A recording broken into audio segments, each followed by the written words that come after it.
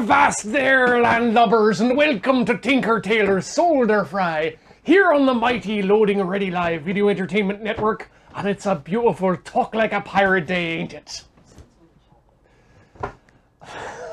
Getting feedback from inside the room here. No, you keep going. Yeah, no, I am gonna keep going because it'll be helpful for what you're doing. Today, we are working continually, and as we have been for the past three programs on this, the DSKY Apollo Guidance Computer replica, happily donated to us by Anonymous. I didn't even have to check that, and I got it right this time. And how far along are you, Ian? Numbers. And in fact, I did forget one other thing. I'm going to need that iPad for the instructions. Wait, which? The big one? The big one or the small one? Or the big one has it on already. We can give you the large iPad. It doesn't matter. That would be fantastic. I would prefer that because that's what I've been working with. Cool. Right. Last we set off, we had all our LED buttons plugged in and ready to go. Did you get all the new ones then and put them in place? Yes, that was. We were only waiting on one. I don't actually watch this show. You realize? No, that? I understand. I'm often on this show and I don't watch it at all. Assembly instructions. Push the button. There we go. Okay. So as I said, yeah, we had our LED buttons installed. We only had to solder in one, thankfully, and it worked correct. What else do we do? We got our caps installed, our capacitors. We've got our receptors for the drivers for the 8-segment displays. Wait, seven segment displays, which we have 4 of soldered in. And yeah, we have a bunch more things to put in, but I think we should be able to get this all done today, if we're lucky. I have reflashed my... Oh, actually, I should address that in the chat there. Mox Hagdorm, the DSKY is a replica of the Apollo Guidance Computer interface that was used on all Apollo moon missions. It was used for a number of things. It was basically their guidance computer, and this one works exactly the way it did back in the 60s and 70s and today. And yeah, it's got a little MP3 player in it so it can make the same noises that the original one did. It's even got a GPS in it so it knows where it is, so you too can use it to navigate. You probably shouldn't use it to navigate on roads, but we'll see what we can do. What MP3s are you going to load into that music player? Despacito. Not Banditos, eh? Banditos is the joke for you and me, Beach. Yeah. Unfortunately, I'm going to guess around 200 other people I need to entertain right now. 184. 180. Hey, that was pretty close. 184 people we need to entertain. And that's what we're here for, to be pretty close with this guidance system. So as I mentioned, I reflashed my my soldering iron with the original firmware. Let's see if that holds up today. And if not, well, we might need to just retire it because it needs to be reliable, doesn't it? 191. We don't need to keep a running count. But thank you. So let's get that plugged in and see if it'll power up for us. Wow. Okay. No, it did power up. That's what it's supposed to do. The other thing that I remembered to bring that I had not brought previously last week. Let me just continue to pull out multiples of tools here. We got our little jar of nail polish or flux. But today I remembered to bring my extra pin headers and receptacles because we need some of those for some of the other things we are doing here today. All right, I think we've managed to actually work through the majority of the through-hole components. We've got these two here, resistors are done, speaker is going to need to go in at some point. This is the GPS module, which is called Skylab, which I find highly ironic considering considering what we're dealing with here. And there's the rest of our components there. All right, let's look through that manual and see where we are at in our progression. On top of that, other business, today's beer will be the Lion's Winter Ale. It's now winter, so you can get winter ale from Granville Island Brewing in Vancouver. It's not even officially fall yet, Ian. Look, if the normcores can have their pumpkin spice lattes, I can have my winter ale. Right. We've got all those headers in. We've done the buttons. Would you like me to fill air while you're looking for your next step? No, I mean, if you've got something to fill, if you've got something to say, BH, you go ahead and say it. I heard an interesting thing on CBC about the Apollo 8 mission. Ooh, did you? Yeah, it was the first one to orbit the moon, apparently. And when they went behind the moon, of course, all radio transmissions ceased. And so there was a dark segment during their flight where everyone was prepared for this. Like, you're going to go, and we're not going to be in contact with you for a while, but we'll hear you again in X number of minutes. And so when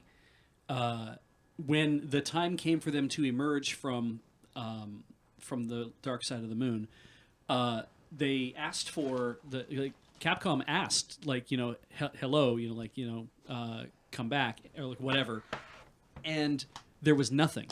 There was no response. And everyone just kind of had to sit there for 8 seconds. This is past, because they figured out all the time, so like the absolute, like this is when this has to be. And they sat there and waited for 8 seconds. And then finally, they got a response. But for those 8 seconds, it was terrifying, because they're like, oh my God, did they crash? You have no idea. Yeah, look, what's actually going on over there? And apparently the reason is because the moon is irregular in mass. And so the calculations they had were based on a spherical even entity, I guess. But because of the disparity, it's like that slowed down their orbit somewhat. So they emerged 8 seconds later than they thought they were going to, which meant that by the time they got back to the moon for 11, they had then mapped all that stuff so that when they landed, we know all the differences in mass. They've mapped a certain amount of it. Yeah, enough to be able to land properly, so they know what to expect. You brought to mind, I think it was Kaguya was the name of the Japanese probe that they sent that was there specifically to map the gravitational map of the moon. Yeah.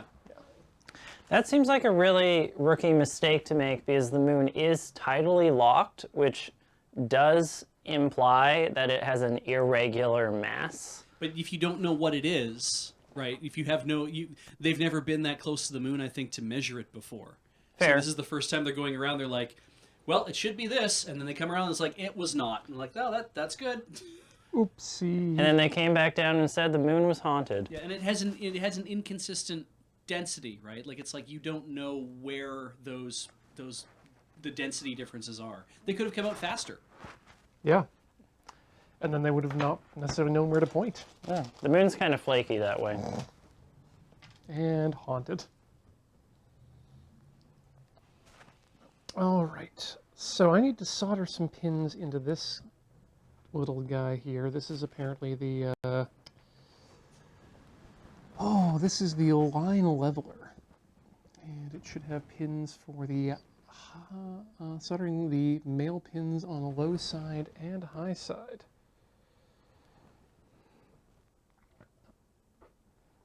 I still think we should call them in pins. Oh, I don't disagree with you there. Boy. I wonder if they gave me enough of those type of pins. Well, they gave you extra of a bunch of stuff, right? Yeah, they did give us a bunch of some stuff. But not extras of everything. And pins was not one of those things that I actually made the time to check.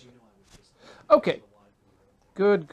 So we can just go with any type of standard 4-row pin there, which is good because I brought enough.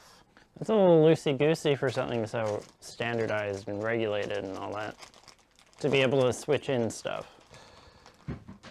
Well, that's the thing. I am using standard components, just not the standard components that it was shipped with. There we go. Okay. So I'll just give that a snip at the 4 line, and we just won't use yellow pins. That's all. No problems there. No harm, no foul. No woman, no cry. That's what that song is about, right? Yep. Basketball? Uh-huh. Good. I won't let anyone else tell me differently. Ain't nobody can tell me nothing. Ooh, there we go. Didn't even need to clip it. All right. That's the ticket. However, if you'd like to make if you see something funny on the show, clip it. As Beach said, that is the ticket. Highlighting is incorrect.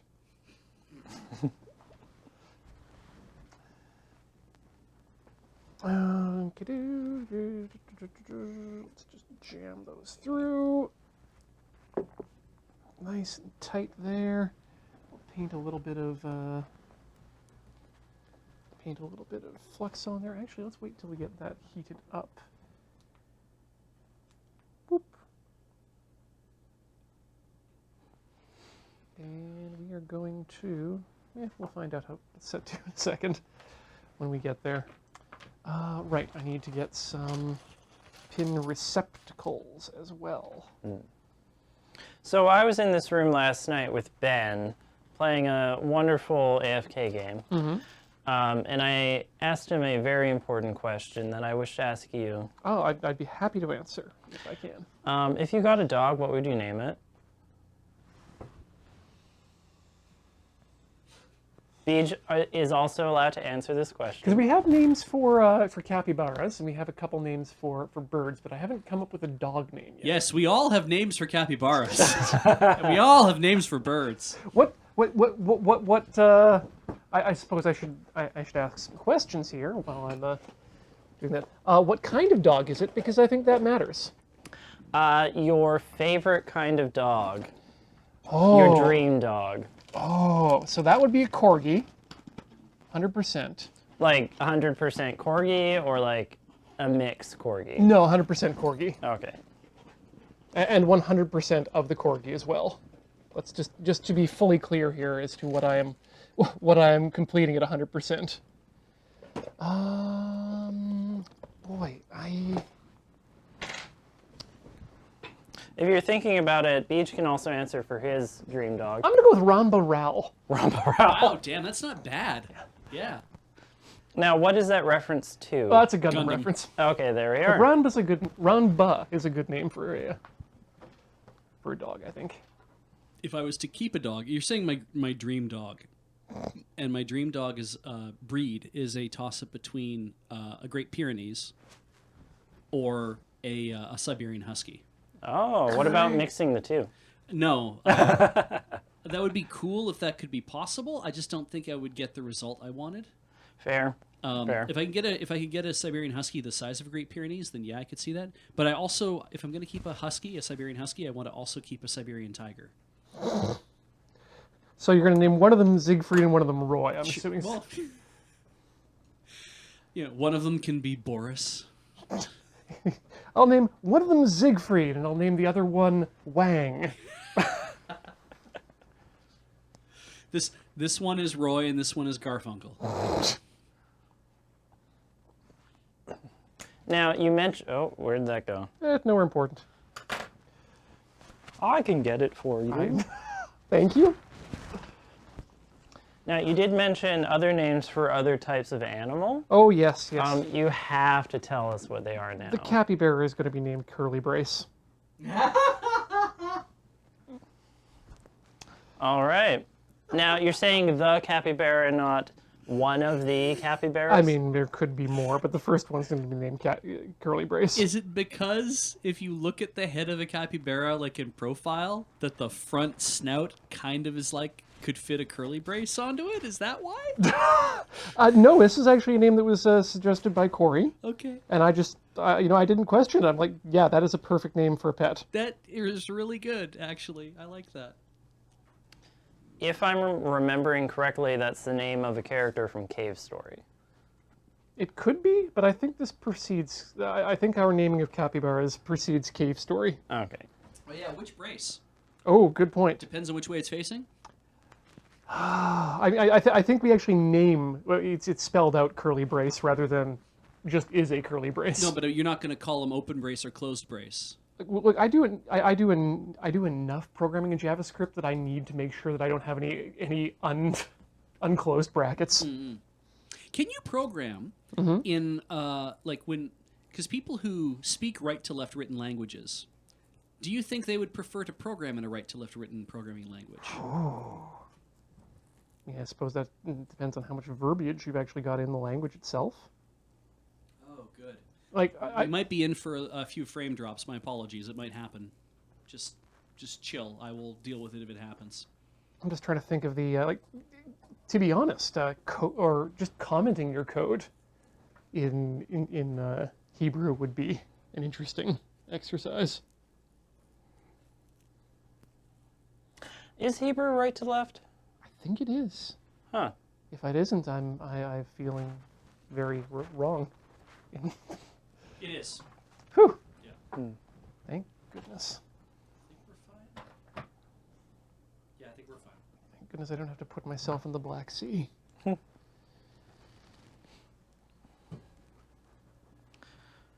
I remember hearing once that the Black Sea was a known historical, kind of mythical region where, like, that is the place where witches are from and other kind of mythical entities. Yeah. Because it's so remote, I guess, or something. I mean, it's in and around Romania, isn't it? The Black Sea's near Bulgaria. Also, you have a bit of a rub going on your microphone. Oh, I do. That's coming up higher than I expected it to. Sorry Okay. about that.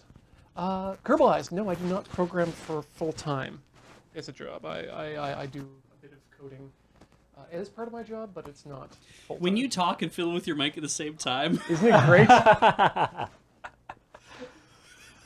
it's a little much. Let's pull that down. There we go. Okay.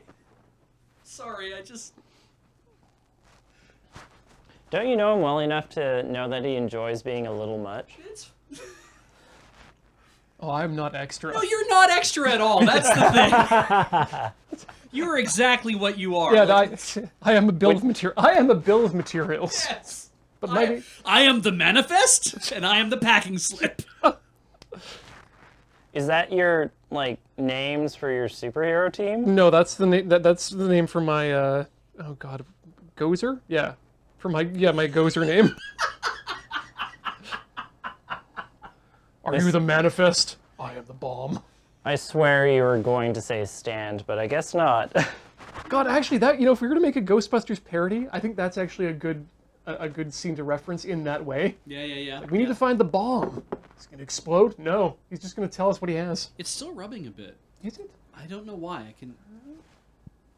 Shouldn't be at this point. It's actually completely off the fabric, but I will. That's weird. Yeah, let me know if it Okay, continues. I'll let you know. Oh, need to flux that bit too there. No, it's still rubbing. Why is it rubbing? Yeah, actually, no, it can't rub because there is nothing rubbing on the mic. Is it perhaps the connection of the wire to the receiver? That could be. Or a bent antenna? That Here, would be what happens if I do this? Nothing at all. When you're moving your arms to do something with your, you don't swing your arms up and down. You put them in front of you, right? Like you're grabbing some stuff, and I could hear rustling, which was very weird. Okay, never mind. Moving on. Okay, yeah, if it happens again, let me know. Okay. It's not mine, is it? I mean, no, I don't think it's yours, no. All right. Because it was happening when Ian was touching stuff. And as we all know, I never touch stuff. Mm-hmm. It happened again there. That's weird. Maybe that is you, Matt. Hang on. Yeah, I think it is yours. Aha! J'accuse! Oh, it is falling inside of this. Okay. My known history of rubbing the mic has proven to be incorrect at this point. Yes. It did make you primary suspect. Oh, yeah, as it should. As it should. And you're back. Okay, that's 3.3 volts. Oh, wait, I haven't actually soldered this thing yet. You probably should do that. Yeah, I mean, it's just such a good fit as it stands. It's not going to come out, is it? Not one bit. Oh, I'm so happy to have this soldering iron back, though. Yeah, you haven't had it for very long, have you? Well, I haven't had much occasion to use it. Like I do enjoy soldering, but it's not something I go out of my way to like find things to solder. Yeah, you don't get paid to do it at your day job. Well, and I mean that would also potentially take enjoyment out, though I'm still really enjoying my current job. All right. This is a post in the chat from Challiance saying, I was teaching one of my employees how to solder today, and we had to have the hot iron looks the same as the cold iron Oh conversation. no! That just make me wonder, through all the decades that we've been doing this, like making these things. Humanity or me? No, in the decades that humanity has been soldering stuff, why do you think it is that they've never made a, like some sort of obvious thing to say, look, this thing is hot because something is showing a different color or something? Well, the thing is, like, you can do that with LEDs just to indicate that it's on, Right. at the very least. I mean, they do that with nice stovetops. I'm now. not even saying like an oven light though. I'm saying like literally, Yeah. like the sleeve where the metal is. Like that. Why isn't it like a big red ring appears there, or like a long line or something to say this has become hot. This You is know at what? temperature. I'm going to chalk it up to the fact that it might just be one of those hobbies that hasn't been ruined by the nanny state yet. I mean, I would have said it's because if you start doing this kind of work, you are taught how it is. That's what I'm saying to you. This is like soldering irons are generally professional tools, and so you are. It would behoove you to have to carry a bit of personal responsibility in the gear that you're using. It's also kind of an artisanal craft, which But Yeah. I also feel like I'd like to know. Like I'd like to have it be obvious to me, even if I have like a really nice soldering iron and I'm using it. I'd like to know that it's like, oh yeah, I did leave that plugged in. Look, it's still hot. Like, but I think maybe the other reason, if I actually put some thought into it, is that it's just safer to assume that any soldering iron is hot. Well, in the same way that you should assume that every gun you encounter is loaded. yeah. Because Every sandwich has onions on it. because I mean, like, you can unload a gun two ways, both of which are very quickly done. The difference being a soldering iron, you cannot cool that down really quickly. You'd have to, it's even if you unplug it, it's just going. It could always be hot That's for true. a good Well, amount of time. you could throw it in a lake. Yes, but if you're throwing your soldering iron in a lake, then I mean, you're probably not going to care whether it's hot or cold 3 or 4 minutes or 3 or 4 seconds after you've thrown it. Well, you might get a free sword out of it. You throw something in a lake, you get something back, right? A It's- gold or a silver thing. Ah, usually. good. Yes. A tiny fairy's going to come out and offer me a silver soldering iron. And they'll say, "No, that's not mine." And she'll come back and offer me a gold soldering iron, saying, "God damn it! I just want a soldering iron that works off of USB-C that I can upgrade the firmware with. If it's gold, it probably doesn't do any of those things." But I can melt it down and sell it. That's what more fairy tales need is people melting down their things to pay off their student loans. Yeah.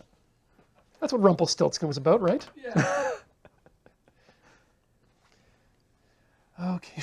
She went to school to get a degree in spinning flax into gold. Yeah. I mean, a dowry is basically student loans, right? Can you reconfirm all the connections on that last thing you soldered? Yeah, people were. I saw some people upset about that, and let me get out the magnifying glass, 'cause my eyes are dim. Or we can put it on super zoom. Wait until we zoom in a little more. Yeah. That looks good to me. Everything is nice and It's orange. That's a good thing, right? yeah. So.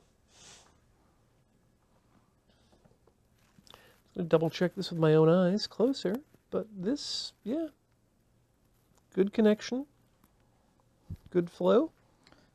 There's no misconnections. I guess it's the plastic socket it fits in. Is something on the socket incorrect? No, everything is equally well flowed there. Like these are some of my best joints. It is a bit bent, but that's fine. I'm gonna call that fine. Mm-hmm. Got to make sure that's in the right direction there, though. Oh, I see.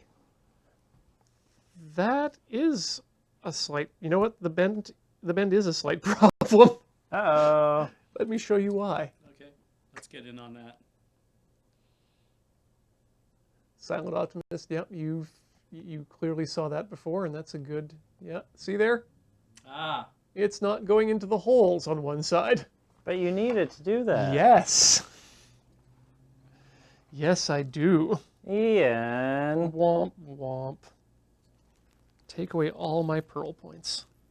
did you watch the movie? Yeah, I did. Yeah, I like. I did too. I don't think we can talk about it here, but No, it's boy, was fine. it good. Yeah. I didn't think I'd like it. Really? Yeah, because I just wasn't kind of in the mood. And you don't like musicals, or? That's also true. Yeah. I didn't like the new character. They might grow on me upon further.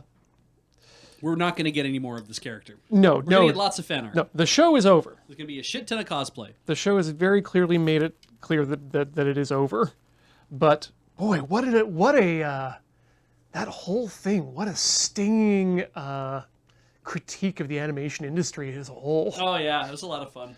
I thought a lot of that was done on purpose to be like, oh, you keep talking stuff about like, oh, it's all CalArt shit. And it's like, yeah, well, watch. Yeah. Look what we're capable of. I think it was that character literally represents a bunch of people that Rebecca Sugar has interacted with in the industry.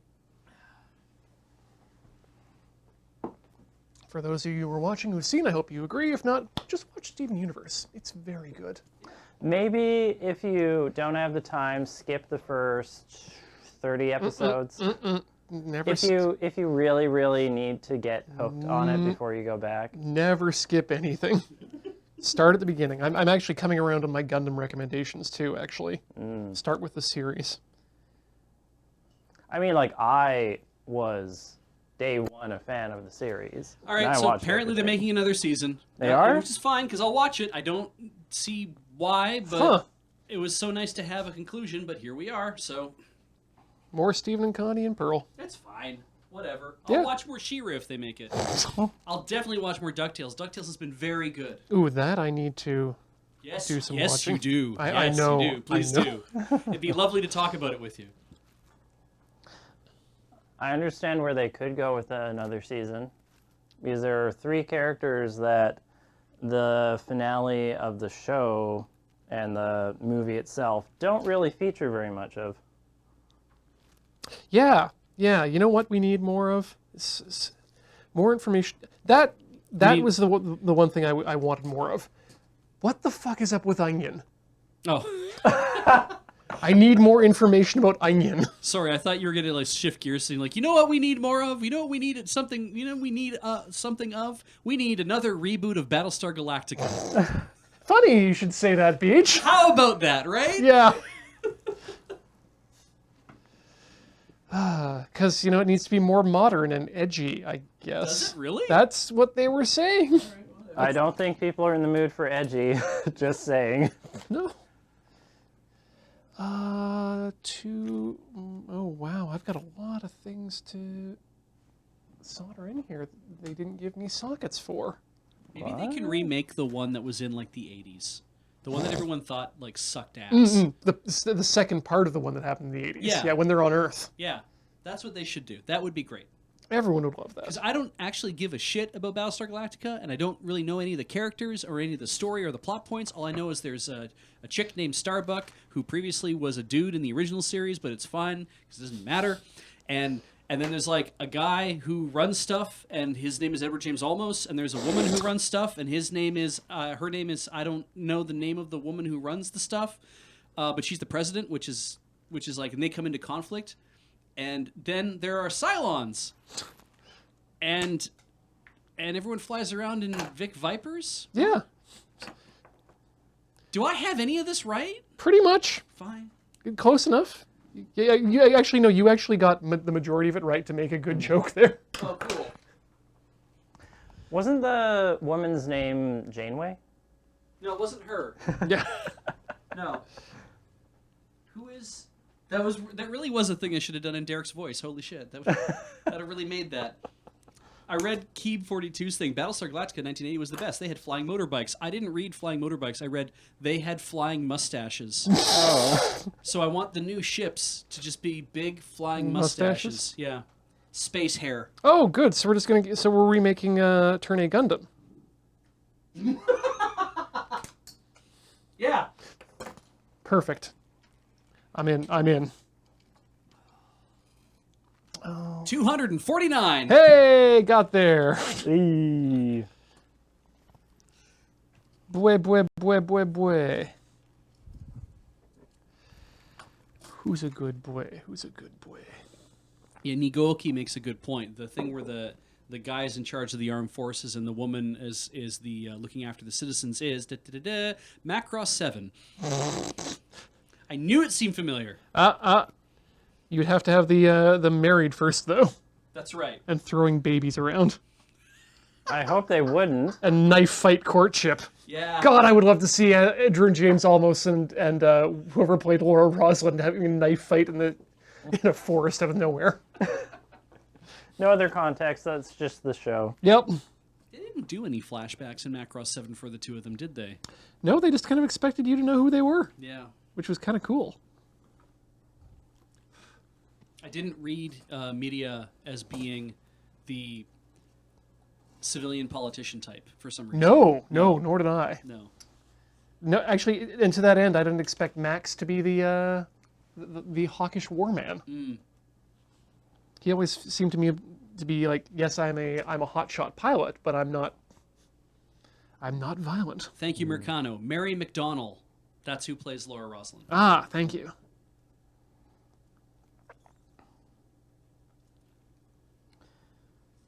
There's one show that I've been listening to a podcast about that I think would be very good for a remake kind of thing. Mm-hmm. And that show is called Xena Warrior Princess. I think we need that sapphic energy out in the universe right now. Ooh, I think it'd be really good. I mean, I don't think that's one of those shows where you don't really need to remake it either. Just go back and rewatch it. Yeah, but what if they were actually explicitly lesbians? Oh, yeah. Because that didn't actually happen in the show. Like, isn't that just something that they could put like in the opening monologue? Like, Xena is a warrior princess from the age of warriors, and she's a lesbian with her best friend Gabrielle. No. Xena is bi. Gabrielle is a lesbian. Sorry, just the idea that, and she's a lesbian, and this is her best friend. They're not dating, Yes. but we thought we'd throw that other part in there because everyone seems to want that to be a thing. Like, that sounds like something you'd hear on an 80s opening. Like, Right? Yeah. That's what the networks would do. They'd be like, well, there, you got what you wanted, but not exactly. My name is Adam, Prince of Eternia, and I am a homosexual. My best friend here is I was Man-at-Arms. going to say Orko. I was like, oh, dear. They're just gals being pals, you know? I mean, yeah. That was the worst alliteration. I should be thrown into the sea for that. I'm sorry. Xena fans will love their ululation. Didn't that cross over with a lot of the Kevin Sorbo? You Yeah. bet it did. Yeah, The Xena as a character originated in Hercules. right. The And then there's a Sorboverse. I feel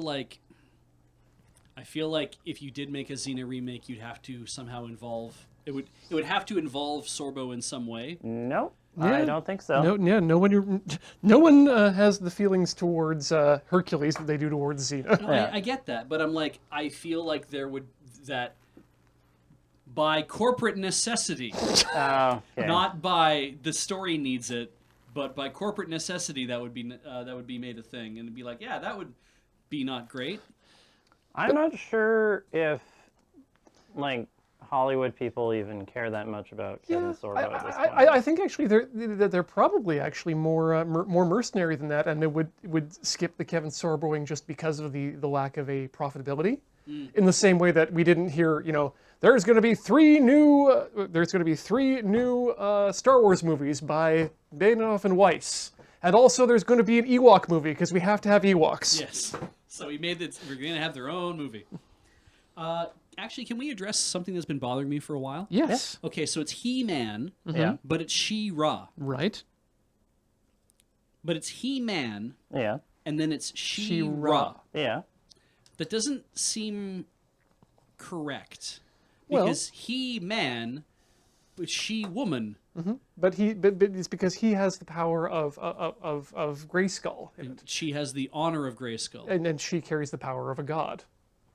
Ra. Ra. Yeah. See, I like, because I'm like, shouldn't it, because I thought it should either be He-Man and She-Woman, which is really a weird thing to say, but there you go. Because She-Girl, I don't like the sound of it all. Yeah. She-Lass, She-Miss, I'm like, no, I don't like any of that stuff. But so if you go the other direction, you say She-Ra is actually, so we have to have a He-Man at some point. Because if they keep making She-Ra, there's going to have to be a He-Man. Like Prince Adam's going to have to show up at some point, almost certain, because it sounds like they're going to do a whole bunch of dimensional hopping and whatever. I suggest we rename He-Man to something else that's also a little unusual. Agreed, but we could also actually, bump up She-Ra here as well. Well, yeah, but I'm thinking, why not, starting with what I was going to say then, Yeah. because then I want to hear what you have to say. Yes. How about She-Ra and He-Mo? He-Mo? Right? It's a two-letter thing. The M is preserved, and He-Ma doesn't sound right because it would also rhyme with She-Ra. Yeah. Because otherwise you have He-Me, He-Mi, He-Mo, or He-Moo. What about him, dude? Him, dude. Him dude. He dude. Now, I am He stealing guy. this from chat, but She-Ra and then He-Ro. Ooh. No, that's a little too on the nose. Fair. But yeah, I feel that. Like She-Ra to me sounds like something that there were a bunch of men, because there were a bunch of men in a boardroom smoking up, and throwing around like, what are we gonna call this girl He-Man? I don't know. What are some things that women like? Stockings, She-Ra. Ah, You've got it. Yeah. pass me another 3 liquors. And then they all went to lunch. Now, I am also having a moment with chat here again. She-Ra and then Himbo. Yeah, Himbo I like, actually. I like Himbo. Yes. I did think of that independently, but chat also thought about But it. yeah, Jesus, him dude is good, but Himbo is Yeah, really no. strong. Himbo. Legs That's what all we a need now. legs all a himbo. Yeah.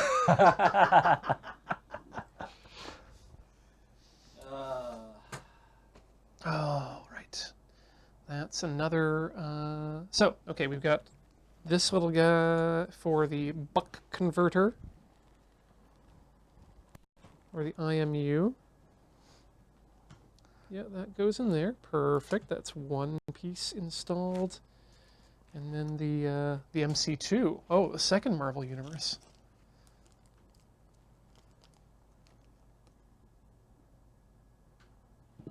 Anyway, yeah, that always bothered me. I feel you. Well, there is a Himbo. Is there? I think She-Ra, there's more there's- than one Himbo. But there is Himbo. There is Bo. Bo's already in Oh, She-Ra. yes! You can't. Thank you. Thank you, chat. Thank you, Racario. There is already a Bo included in She-Ra, so we can't be that. Can't double bow. I mean, I'm fine with there being multiple Himbos, personally. But that's just me. Oh, rad. She-Ra could also just be a take on the Hebrew name Shira. That's what I'm thinking is just the name She-Ra, right? Yeah. Thank you, Baldrash. That's great. Yeah. I will use that to convince. I'll use that as another name for if I ever have a child. She-Ra? Maybe, yeah, just Shira. That'll be nice. Is that the name of your next dog? Oh, that'd be a great name for a Siberian Husky. She-Ra. Yeah, Yeah? yeah. And I could name the Great Pyrenees Cringer. Cringer? That's the name of He-Man's My battle cat. faithful companion. Yeah. Lol. And then in the summer, you'd have to Shira. The name, yes. The name of my Great Pyrenees, though, it would be Tadakichi-san. Perfect. Yeah. Ed Sheeran.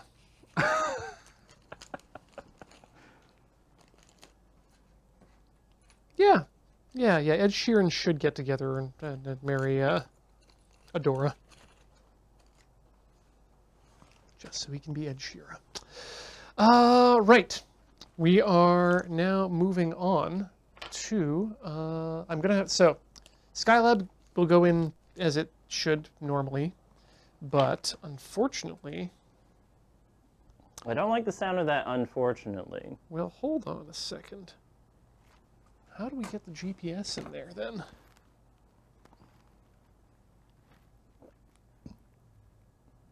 Oh, I see. Everything is fine. Oh, good. It just goes around.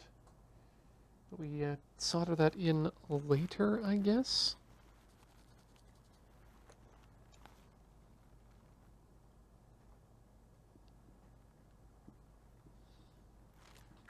Good gosh. So we want to solder the MP3 thing first, and then the GPS goes on top of it on the other side, but with the electrical tape underneath it to avoid shorting things. Oh. Boy, that's unpleasantly unpleasant. Right. We're going to continue on by just soldering in a bunch more of these 7-segment displays. Got it this time. So you're just going to avoid the problem you were reading up about then? Problem? Well, the task. Oh, yeah. I'm just going to ignore it. That's the best way to deal with problems. That's how I got through university. Ignoring university? Pretty much. Okay, we're soldering 8-segment displays. 7. Got it right once. Doesn't matter. Good forever. They are segmented 8 displays. There we go. Hey, there we go.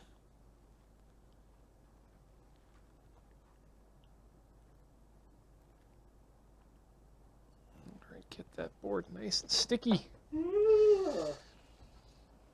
And let's make pins do. Oh, heating back up to 300. Can we get in tighter in there? Oh, yeah.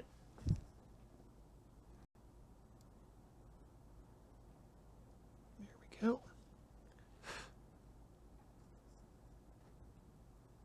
Oh. This soldering iron makes this job a breeze. I don't know what was different about the other one, but I think there's something about this blade or spade front that actually just increases the surface area tremendously, and it really speeds up the heating process. Yeah, you're encircling the pin you're heating up, right? Not even encircling it, just adding enough. So here, have we got? There we go. Give me a second here, and I'll show you. Like it's basically Yeah, Crowmancer. divoted. Right? Crowmancer, it is. No, it's not divoted at all. Crowmancer, you've got it exactly there. I had no idea that this difference in surface area. We'll get a shot of that and slide over. Yeah. Ooh. That difference in solder in size here. So if I twist that, you can see that has a good Wedge. I almost want to say 4 millimeters on the flat end versus this needle tip. And yeah, just that makes all the difference in being able to get heat into the pins and onto the pad at the same time. Weird. This entire time I thought it had a divot in the middle of that wedge. Oh yeah, no. Imagine if it did. That would probably make things more difficult, I would wager. Really? Yeah. You'd keep it from sliding around past the pin. But you'd give up on some control. Fair. Like if it was a crescent shape, Yeah. like just had a bit of a. Like Divot. just filing a little divot, pin size down the middle. I mean, you could do that, but even just if the wedge end was if the tip end was actually shaped like a crescent slightly, like it didn't like not bowing out, but like concave. It doesn't really matter. Concave, yeah. Because it makes a cave. Ooh. Someone was mentioning the sumo anime Corvus. Yep, that's a fun series. We did that for Late Night Dub Fight. Hinamaru no Zumo. It turned out to be one of my favorite shows of the series, despite how terribly it is animated at certain times. And Kieb, you can solder as neatly as me if you use a butt ton of flux. Who knew? Flux is handy. Yeah, it just keeps the solder from going where you don't want it to. Yeah, it really helps to be flexible. Look at that. That took no time at all compared to the amount of time I spent soldering these 4 last week. Let's do another batch. Are they supposed to be splaying out a little bit? Splaying out. Away from each Oh, other. yeah, there's a bit there. I don't think they're supposed to be, but boy, getting them in there together tight might be difficult.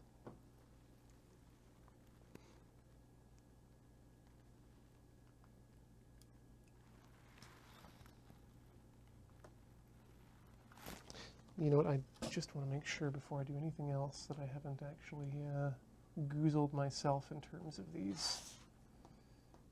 Which ones go where? Okay, good. So it's only the next 3 down that get the special ones. So I'm going to put a few on here that are not the plus minuses. And those ones might just have to be in that direction for a bit. All right.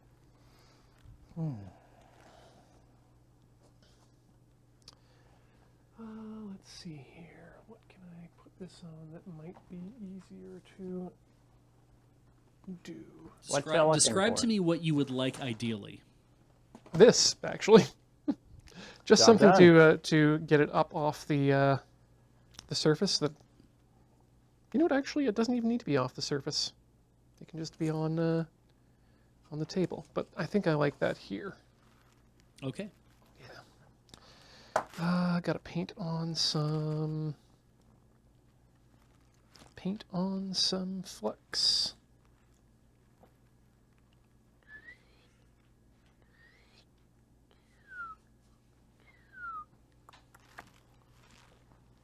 Gotta make do with what you have. Ooh, hey, hello, casks. For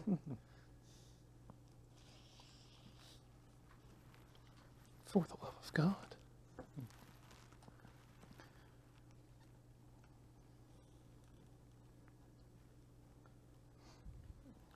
Oh, I finally know what a hogshead is.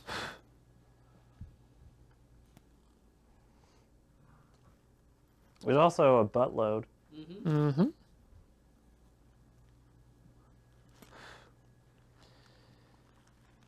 Interesting measurements of volume. I saw a chart of measurements for Canadians, Oh, that chart that's been going around? and it was like 8 levels deep, Yeah. some at 1 or 2 points. Which unit to use? Yeah, distances tends to be the one. Yeah. Yeah. We've been discussing that on the Tilty channels for the past couple of weeks. And the weird thing is, it is entirely accurate to me. Mm-hmm. And like, I was not specifically taught. Well, I follow liken it that. to that tweet or that information that was going around about the order in which the English language requires its words to be. Adjectives and stuff. Yeah, like Yeah. you know the size before color, Yeah. furriness before this. Yeah, in French they have bags, but in English they have far more.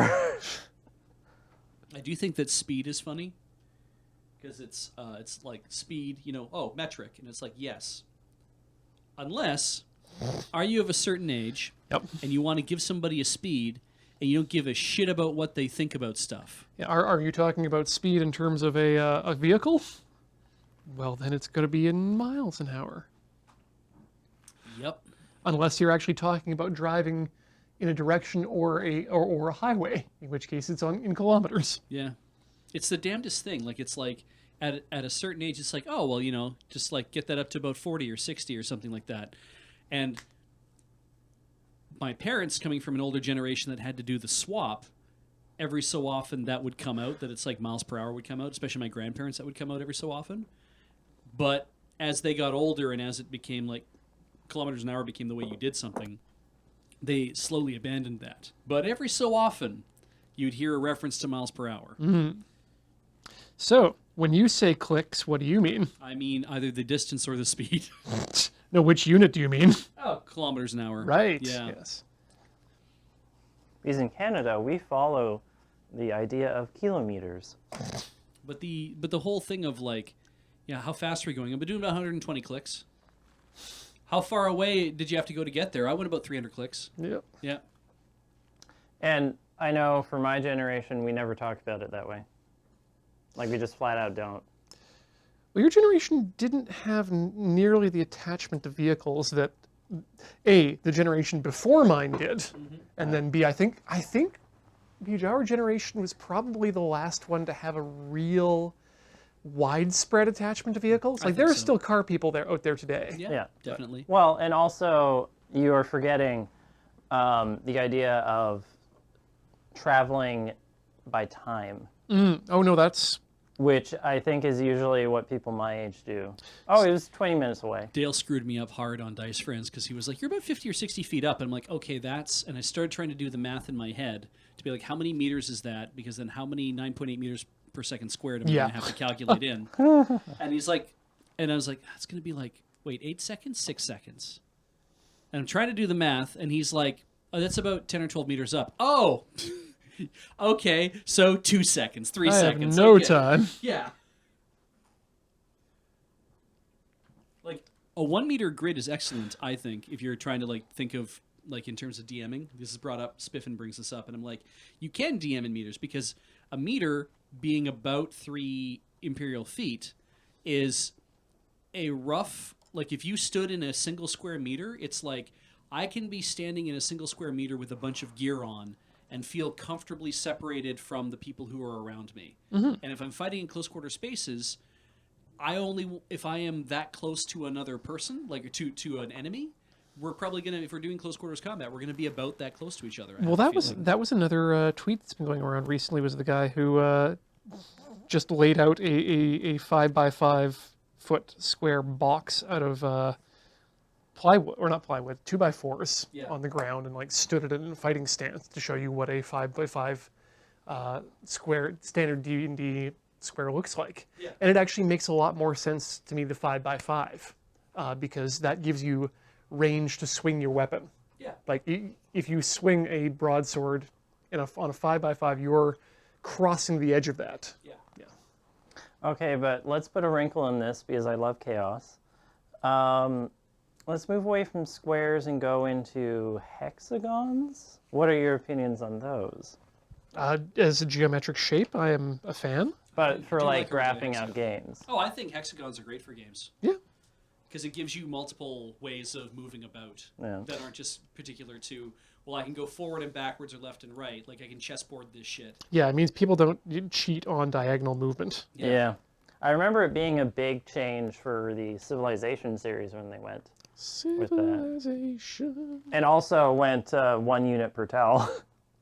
I like this. Hex for wilderness, squares for buildings. Ooh. Because buildings are generally constructed at right angles. Yeah, that's... Fair. Unless you're in a yurt. I think the soccer ball tessellation. Ooh, octagons then hexagons? Pentagons. Or pentagons. Yes. Pentagons, yeah. But yeah, definitely. That's what they should use, is inlaid pentagons. That's what D&D needs, more tessellation. I think what we need to be doing is, in more of these games, we just need to have people call out their positions on a Cartesian coordinate. I want you to calculate your own area, damn it. I think at one point, Canada was trying to build buildings in metric and then stopped because they realized that everything that's in the industry is just you can try to remap it, but it's too hard because there's too much in the building codes that are based Yeah. on feet. It makes Damn. me really sad that we didn't stick with Europe on a lot of things. Because we could be using all the metric building stuff that goes on in Europe. We could be All their prefab housing and stuff. we could be using the A series paper, but it's only thanks to our physical proximity to the United States that means that they demand that we use our their measurement system if we want to trade. I just print everything on letter size using A4 layout. Because fuck it. Anarchy. That's what we crave. It's not your doing, Dick, so you don't have to apologize for it. But we're glad that you are. Also, stop stealing our primary export. Apologies? Yes.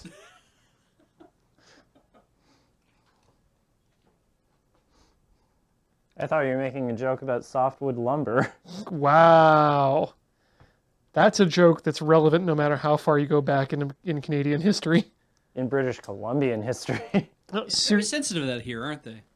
seriously, that is my first memory of a comedy bit, is listening to the Royal Canadian Air Farce and hearing a bit about Jean Chrétien dreaming about the impossible day that he will have that he will get the prime minister ship. Oh, yeah. Yeah, and I the size of my mandate is humbling, and we will tell these Americans to stop messing with our softwood, or we will resort to sending them logs instead.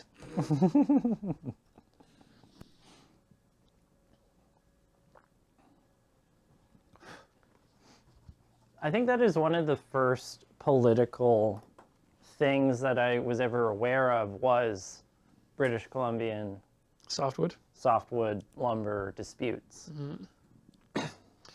One of my favorite things that I see now in cooking is that people have moved towards metric mass as a method of Yes. measuring for Yeah, baking. well, yeah, it's any type of cooking. Yeah.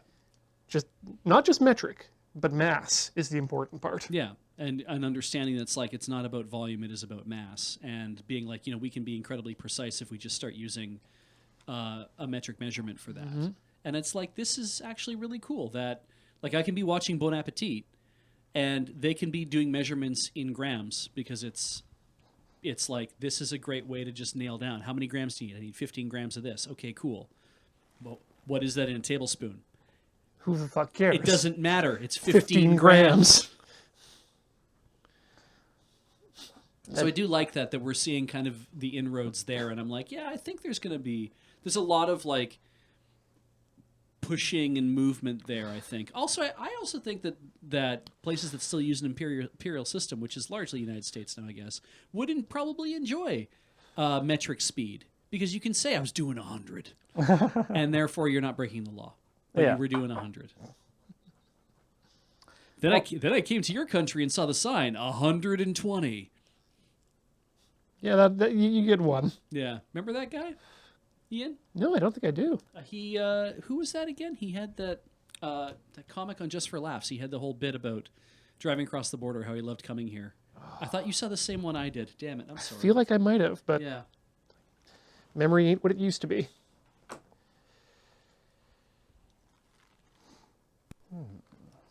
Okay. So are we going to be developing new measuring utensils for cooking if we're changing out how we measure stuff? I think what people are going to find is they're just going to need a lot more prep bowls, really tiny prep bowls that they can put on their scale. You mean like a spoon? Well, a spoon doesn't have a flat bottom. Well, what I'm implying here is that a spoon is a tiny pre-measured bowl But that you kind of know how much is in it. but it doesn't measure mass. And Well, unless you're measuring mass, you don't actually know how much of anything you've got. Unless you just want to talk about, like, I've got half a glass of beer. is it half full or half empty?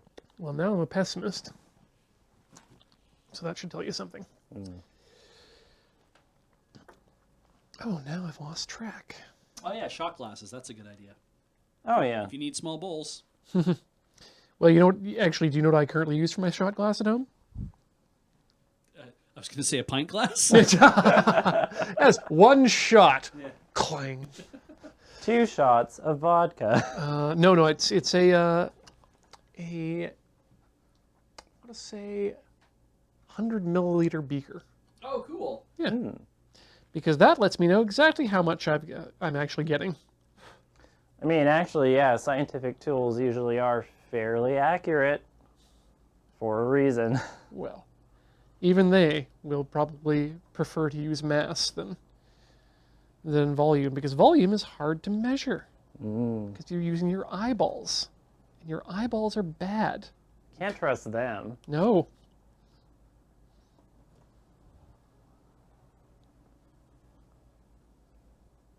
That's what I was going to mention in terms of measurement. I was reading an article on the quote-unquote explosion of what do you call it? Gravitational wave measurement that's going on. Oh, I thought you were going to talk about that factory that blew up No. recently. Different explosion? A metaphorical explosion in research opportunities.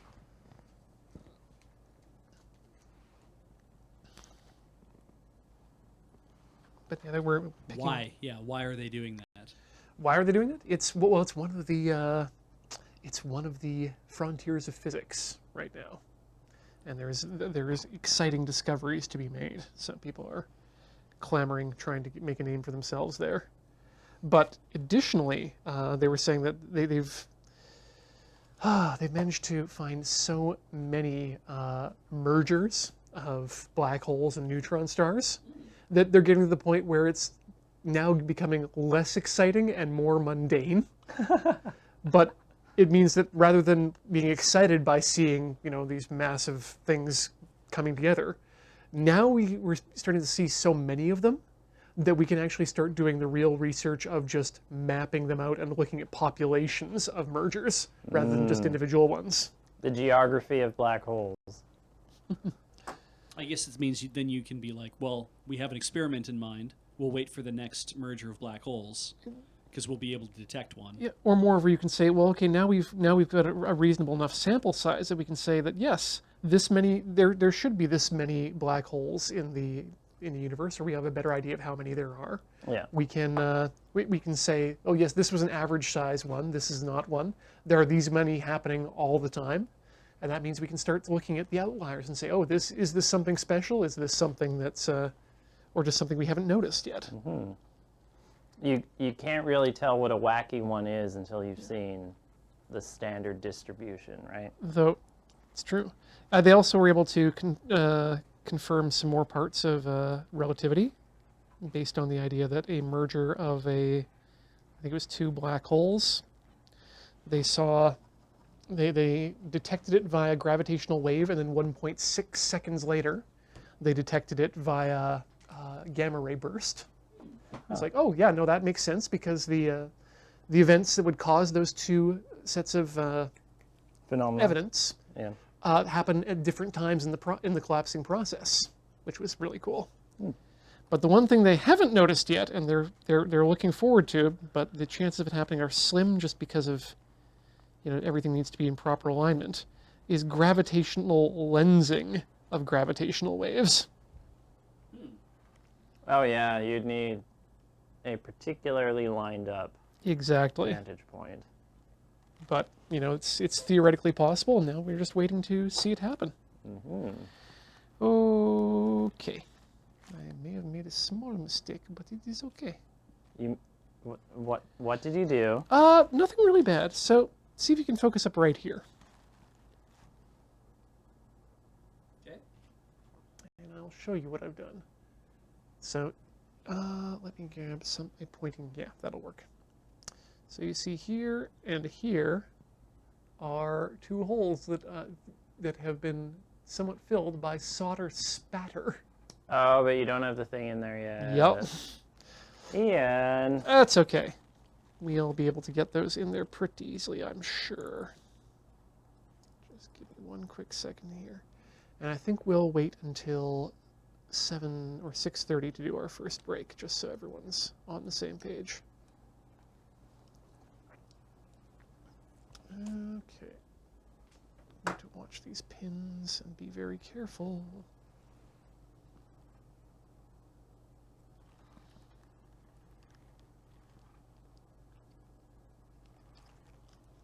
I'm actually going to attempt to...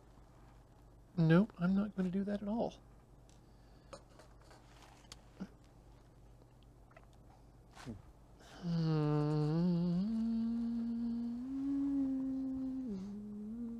Okay, I'm going to suck the solder out of those.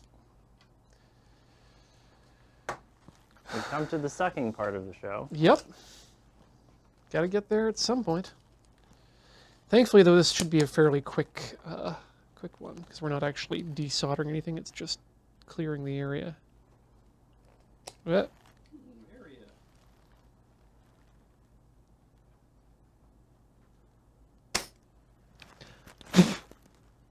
we go. That's one.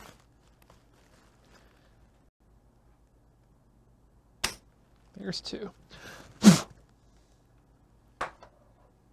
Ugh, that's kind of messy, but nothing shorting out there, so that'll be fine.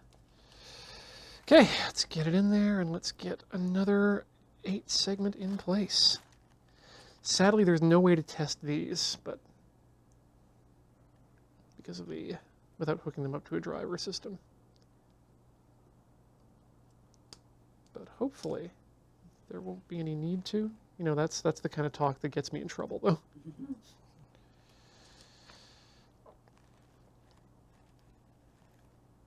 All right, paint it up. Paint it up.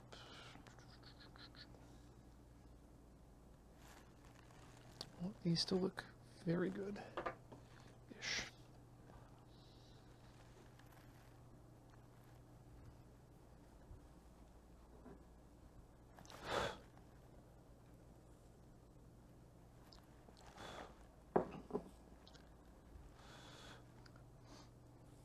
Everyone talked about how much those curling rock coffee mugs suck, They're awful.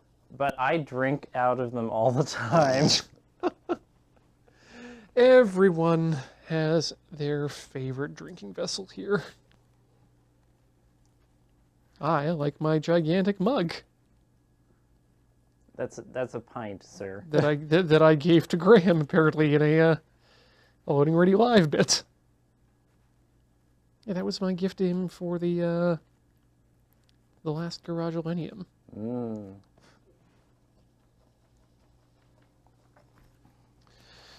Okay, that's one more down. A number to go. Can you display that number on a 7-segmented display? Oof.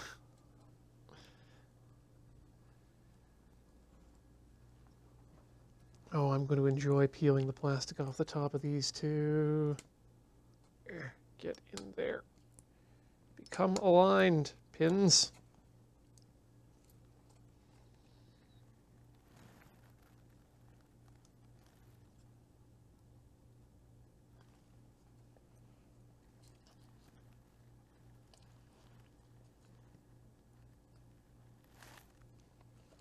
All right. Paint and paint. I'm actually going through this flux, which pleases me. I'm one of those people who really hates to buy vegetables and then put them in the crisper and then take them out when they've rotted. Oh, yeah. I don't like buying compost. So whenever I am able to work through any one particular type of consumable material, I get very happy. Yeah, that makes a lot of sense. So I think last week I was talking about how I was proud of, Corey and I were proud of ourselves for working through an entire container of floss. Yeah, and I think I mentioned last time on Tinker Tailor going through my first ever stick of chapstick. Yeah, yes, you did. How big a container of floss do you buy? Normal. What is normal? Are you talking 40 meters or 150 meters? I'd probably say 40. How many feet long? Who gives a shit? 23 furlongs of floss. How many leagues? Dental tape. Do you just lose your containers of floss? No. You just never go through them that fast. Yeah, exactly. I see. Okay. Just acquire them a lot. Ah. I don't floss every day. I should floss every day. We all don't. should. It took me a while to get there, but I started because Heather had to start flossing because of her braces, and so I'm like, well, shit, if she's gonna do it, I'll do it too. Solidarity. And also we bought Glide floss as opposed to the shitty shit that you grew up with. Oh yeah, no, 100% with the dental tape. Yeah, you have to buy the really nice like Glide to weird, Teflon, whatever. It's so good. I'm sorry, we should be using a proper unit to measure our floss. I suggest AU. Okay. Yeah. Yeah. A what?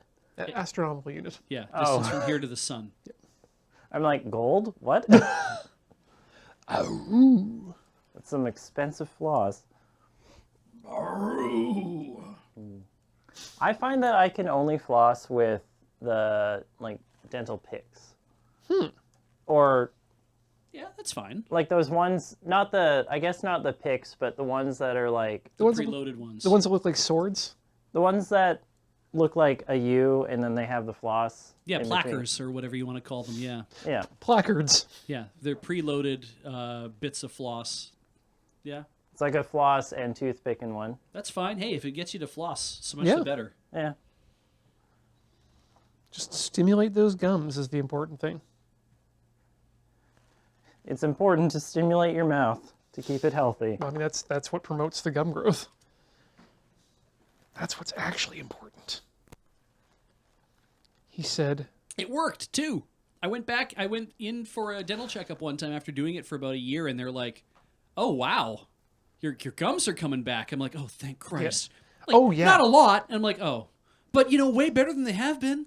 but oh yeah, if you hate going to see the dental hygienist because you don't like the scaling that happens, Yeah. floss, and you will notice a huge difference. I was in the chair for 45 minutes in my last Yeah. my last cleaning. Yeah, you know how they mention, oh, your gums are bleeding, you don't floss enough. Turns out, if you do floss, even just infrequently, but regularly, Yeah. they'll stop bleeding. Yep. Also, the what they taught me, I thought this is amazing too. They're like, you don't have to snap the thing in and then saw it across your gum as hard as you can, right? You just need to snap it inside between the two teeth, and just kind of go in and go out.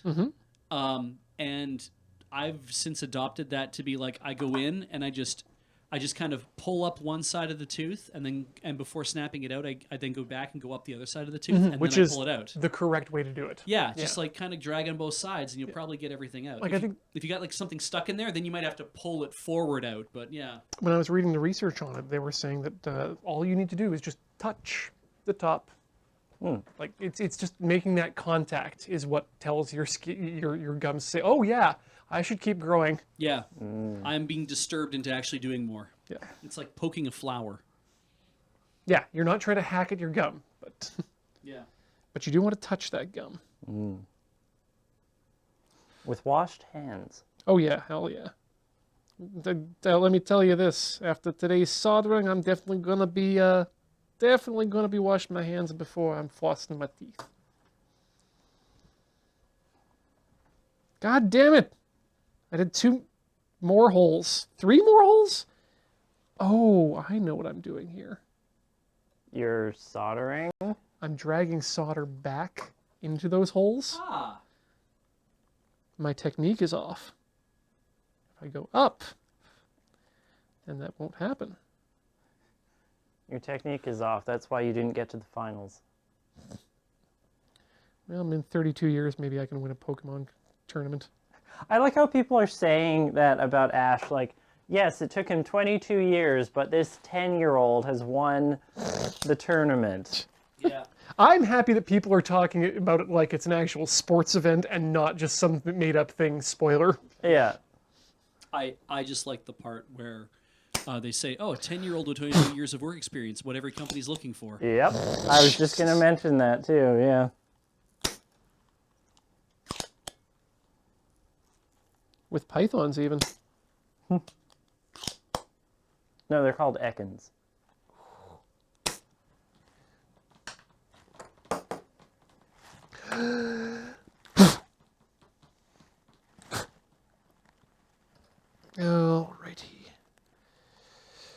get another row in. We are powering through these, Oh, good. and I am happy about that. If the power's going through, that means you soldered it correctly. Ah. Now we just need a citation on the gum growth. Sorry, can't help you there. Didn't they recently... What I have noticed from doing it is that when they use the depth meter to see how far my gum has receded from my teeth, that the depth meter has shown that the gum is actually not receding anymore. It's actually come back a bit. That's very anecdotal evidence. Yeah. Yep. But I did spend my entire life not flossing and then started flossing and saw a difference. So I don't know what to tell you. Don't take anecdotal evidence as, evidence of like scientific evidence. Take the gospel truth, but it is evidence. There is a correlation. Yeah. And I mean, it won't hurt you to try flossing. Yeah. If it helps for those of you who are trying to search this out, I believe I saw it on Ars Technica a number of years ago. Yes. 4 out of 5 dentists agree. It only works for beach.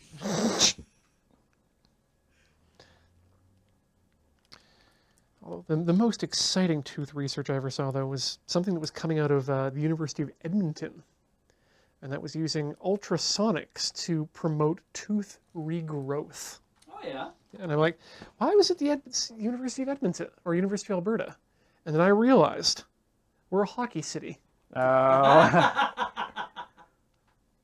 And what's a group of people that has boatloads of disposable income and not all their teeth? Hockey people. Yeah, well, I was going to say players, but No, hockey people. yeah, hockey people. God, that does remind me. Yeah, because I saw something about.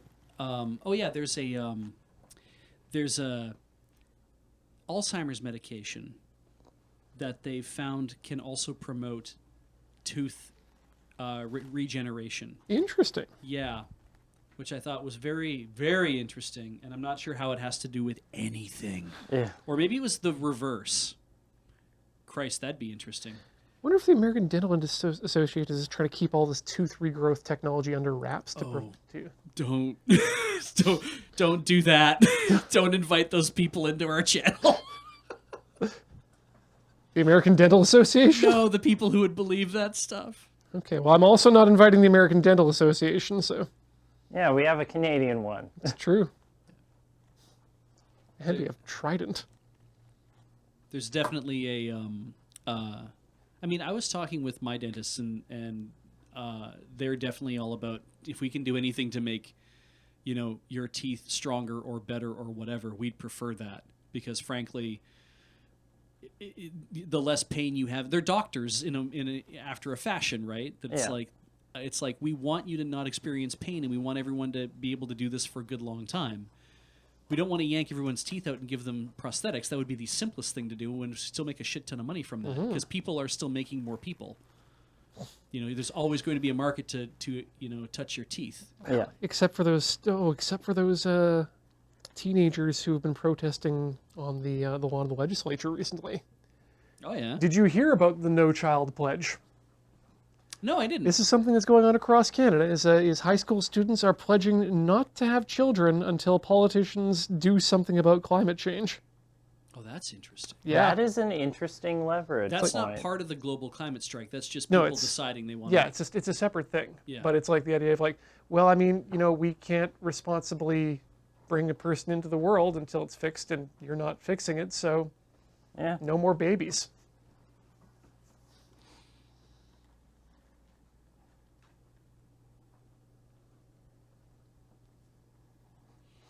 I bet if a couple of very rich parents had children that said that, like we would get a lot of funding for.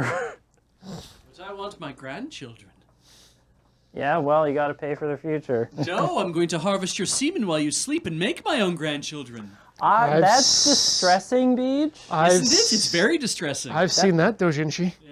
That's a bad thing you said, Beach. Yeah, it's a very bad thing I've said. And we might not think ourselves capable of it yet. I mean, hell, just go to a college. They'll take money for that kind of product. Not even that much money. They're already heavily in debt. They're swimming in it.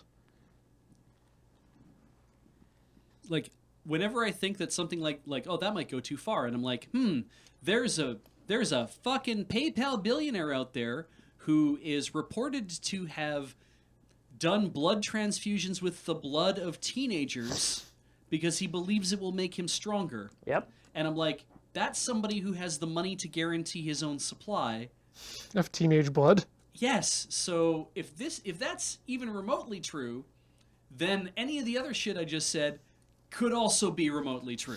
I believe the blood of the youth thing has been debunked. Oh, I hope so. Yeah. But that definitely was a small, very smart, tech-rich people idea going around last year.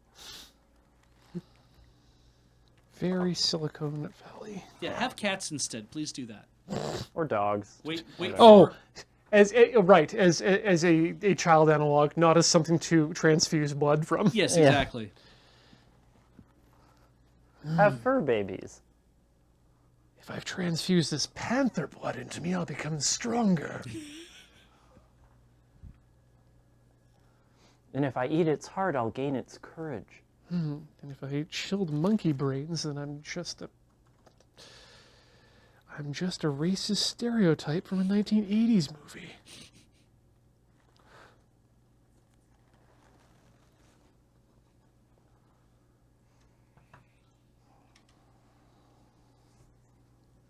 Yeah, Kingdom of the Crystal Skull, not worst James Bond movie.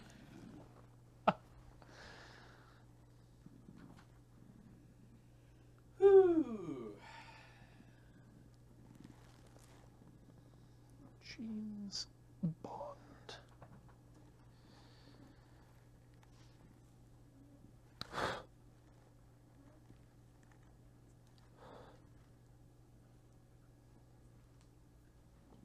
We are going to be done these very soon.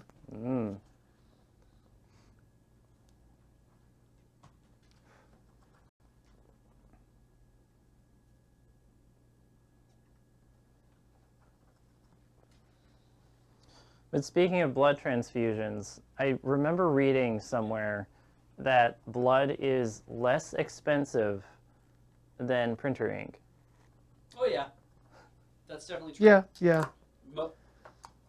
Most liquids are less expensive than printer ink. Printer ink is a racket. Yeah.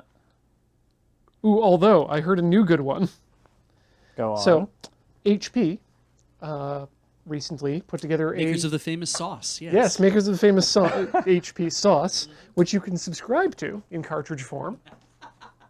You can subscribe to printer ink or printer ink deliveries from HP.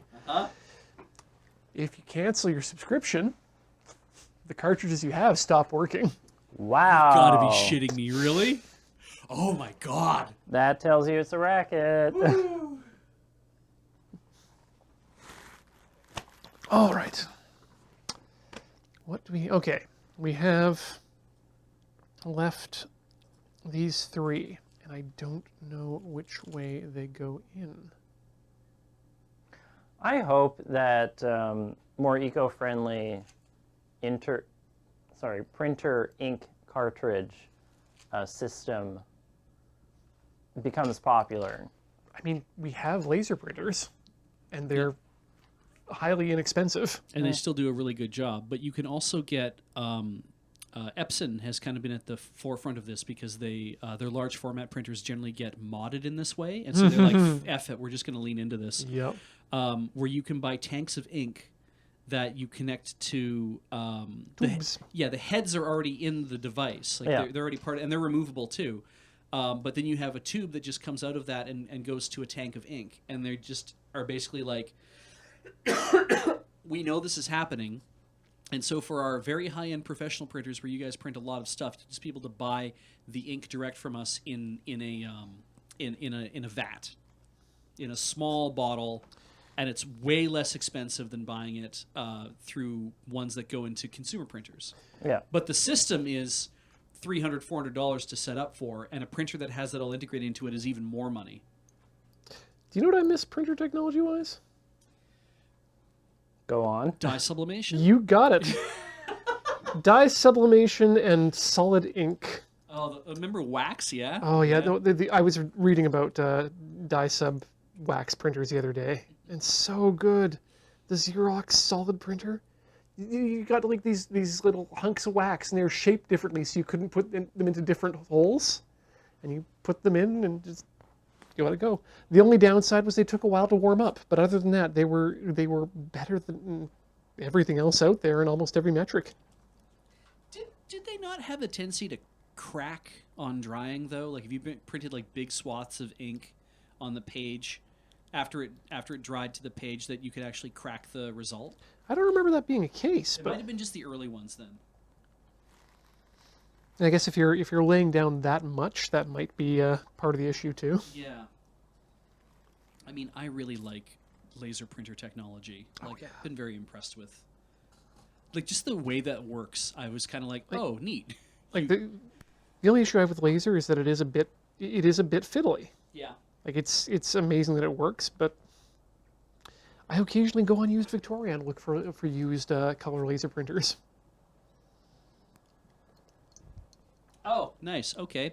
So Epson now has the Expression ET2650. This is not an endorsement, which they call the EcoTank All-in-One Super Tank Printer. Other super tank printers are available. Yes. It is currently on sale at staples.ca. Do you want to guess the price? $5. So it's a The Epson Expression ET2650. It's a super tank printer, as what's they call it. what size? It prints... Format, I mean. Hang on. I'm going to find out. I believe in you. It's interpolated up to 9600 DPI. It Okay. can print on 8 by 10. 8 by 10. That's what I said. Oh, this is a printer for artists then. Yes. And I'm going to say that retails for $4.95. I would have said roughly equivalent. I would even said like $600 or $700. It is on sale, $200. Oh, wow. Regular, $300. So yeah, 300 seems about reasonable, And or what I'd expect. 200 is much lower. I know, and it uses tanks of ink, like you would expect. I want to see how big the tanks are now. Well, like you'd want. Yeah.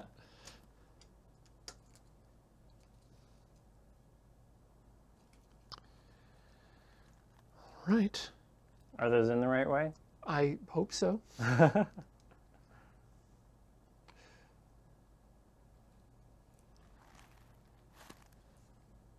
They look good.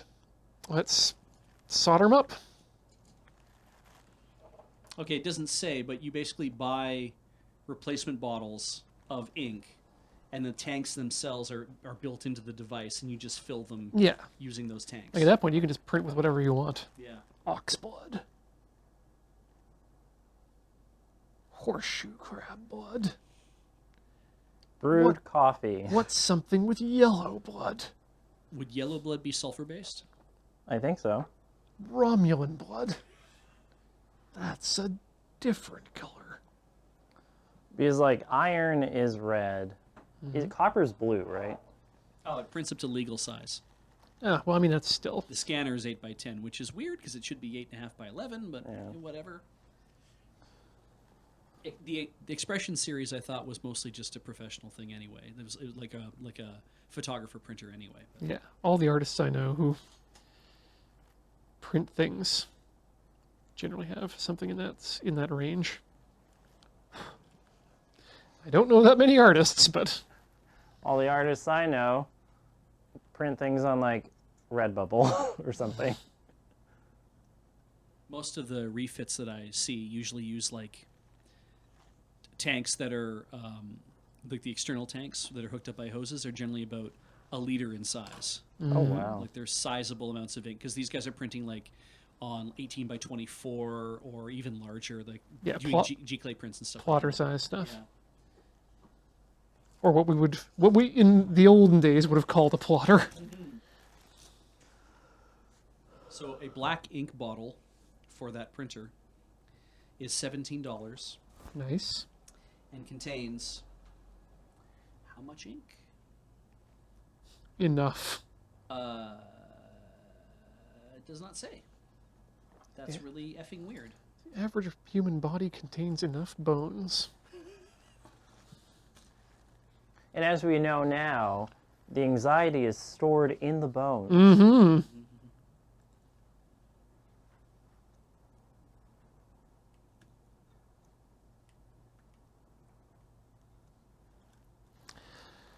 3 more pins.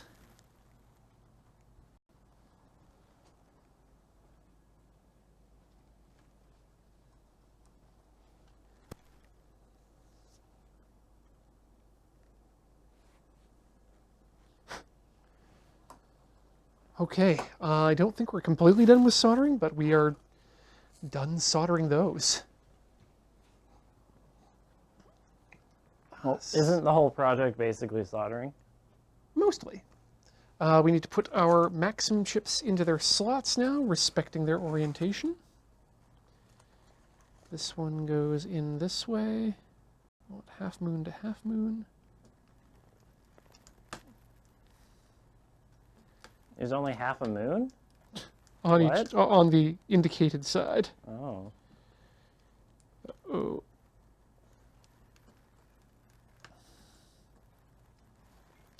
Tight fit? Yeah, you know what? That's what happens when you bend some pins, too. Don't do that, kids. Don't bend pins. Daddy Ian will be upset otherwise. Okay, is everything in the correct space to go into a hole now? Yes, they are. Oh, these are tight fits. Ah! And then they'll just jump right out.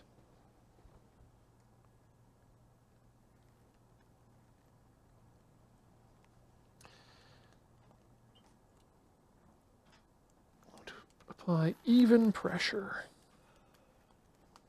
Is There. that even pressure or even more pressure? No, even pressure. God, I'm bad at this. Where are my needle nose pliers?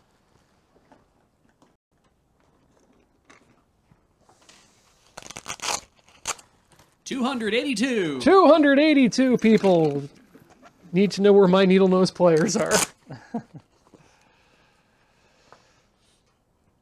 All right. That's... You guys didn't get to see it, but Beach totally did the McDonald's thing. Guess that's what we do now when things are sponsored by you. Are you going to play the Colonel dating sim? Probably not. I'm not. I get the feeling that it looks like maybe it might just be their marketing department, but it gave me the feeling of, oh, we're capitalizing on a wall of weird Japan.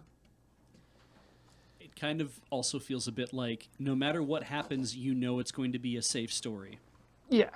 Like if somebody came to me and be like, no, this thing is batshit crazy, I'd be like, oh yeah, well then maybe I'll play it. Like, oh yeah, one of the colonels is like a psychopath. I'll be like, then I will probably play it or watch bits of somebody else playing it.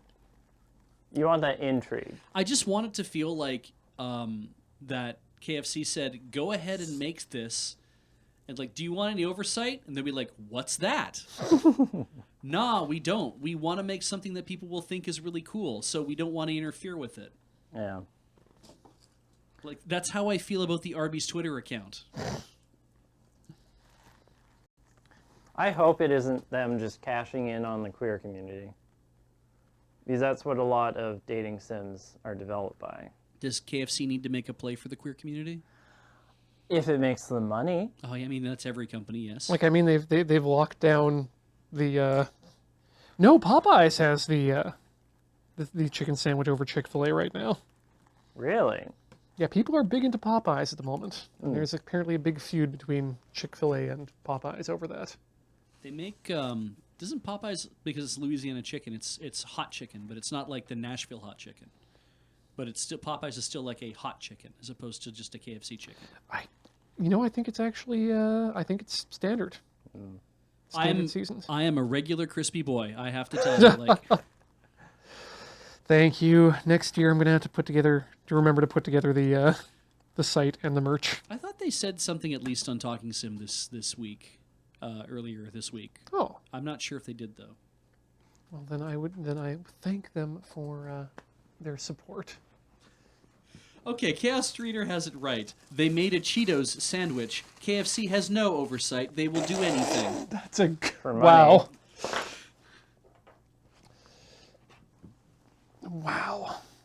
I mean, like, I guess I'm kind of the weirdo here where I'll go to Subway or A&W, end of list. I basically don't go to fast food places.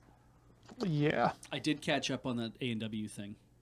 What A&W thing? That they have a union busting team on call 24/7 essentially, so that if any of their franchises ever encounters any union material at all, if somebody's talking unions at a store, if they get wind of it, the team basically just rushes into action and does their best to convince them that unions are not in their it's not in your best interest to we're a company that likes all of you, so why would you unionize? We'll make sure you're taken care of. Friendship ended with A&W. I don't know if you're using enough of a Brooklyn accent, Beach, on that. I wasn't.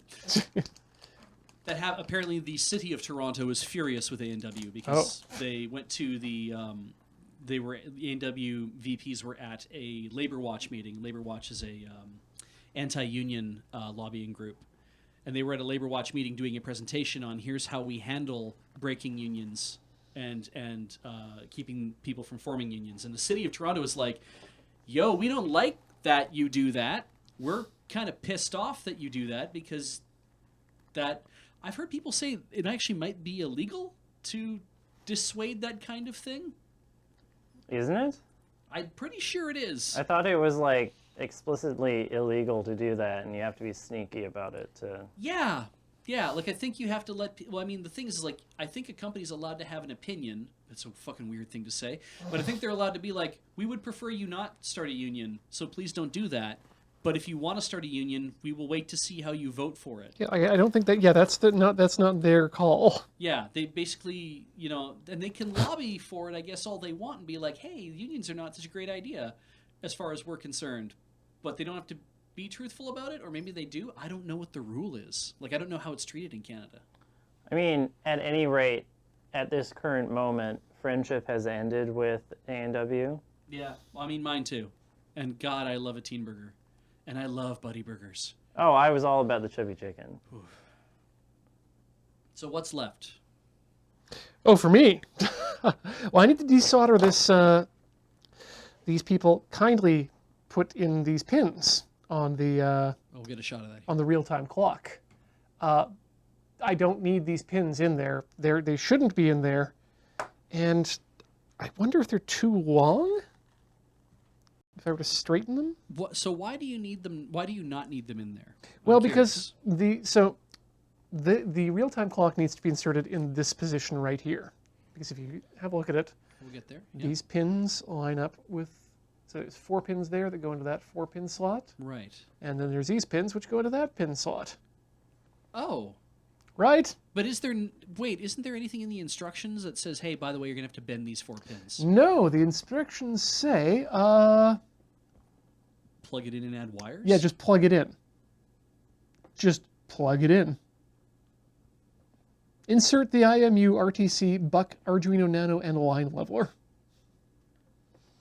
Do they have a picture of what it looks like? Is it horizontal? Yeah. Yeah, it has the pins properly. So, I mean, what I'll do is I'm going to bend these pins and see if I can just do it that way. Did you not have that one turned pin thing? We do, but it's exactly one of these. Oh. Okay, so I can get that relatively straight. The question is, will it fit in the hole in the socket? Is my real concern. And the answer is it will go in. Oh, good. But it just then needs some extra long pins on the other side. Oh! Actually, will it fit then, though? If it's that high. You know what? I'm going to just trim some end off these pins, I think is what I'm going to do. Alrighty.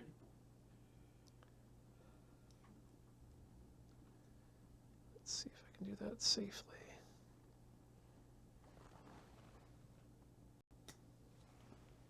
The answer is yes, I can. Mostly.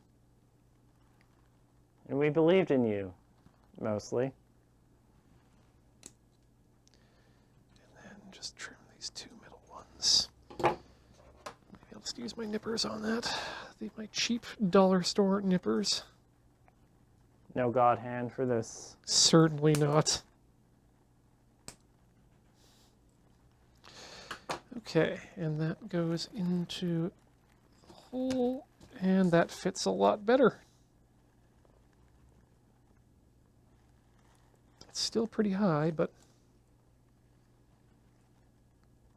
it should be fine. Also, yeah, it's not perfectly aligned either, which I'm upset about. So, what I'll do is I'll end up using this.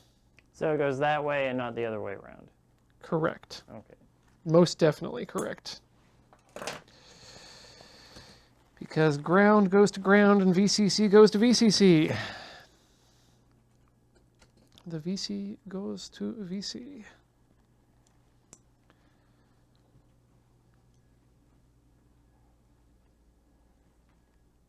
So, let me see here.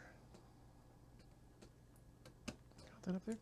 So you can see that there is a mismatch between the edge of this and where it has to plug in. So, I'm going to attempt... So the module's not long enough to quite slide in there. Exactly. And the instructions didn't mention anything about this. Nope. But that's, I mean, not necessarily to not be expected. This is them testing your ability to be flexible and adapt to the situation. Exactly. Yeah, you need to make an air filter out of this. Got a round air filter and a square hole. Well, that's easy. Amazon a new one. To space.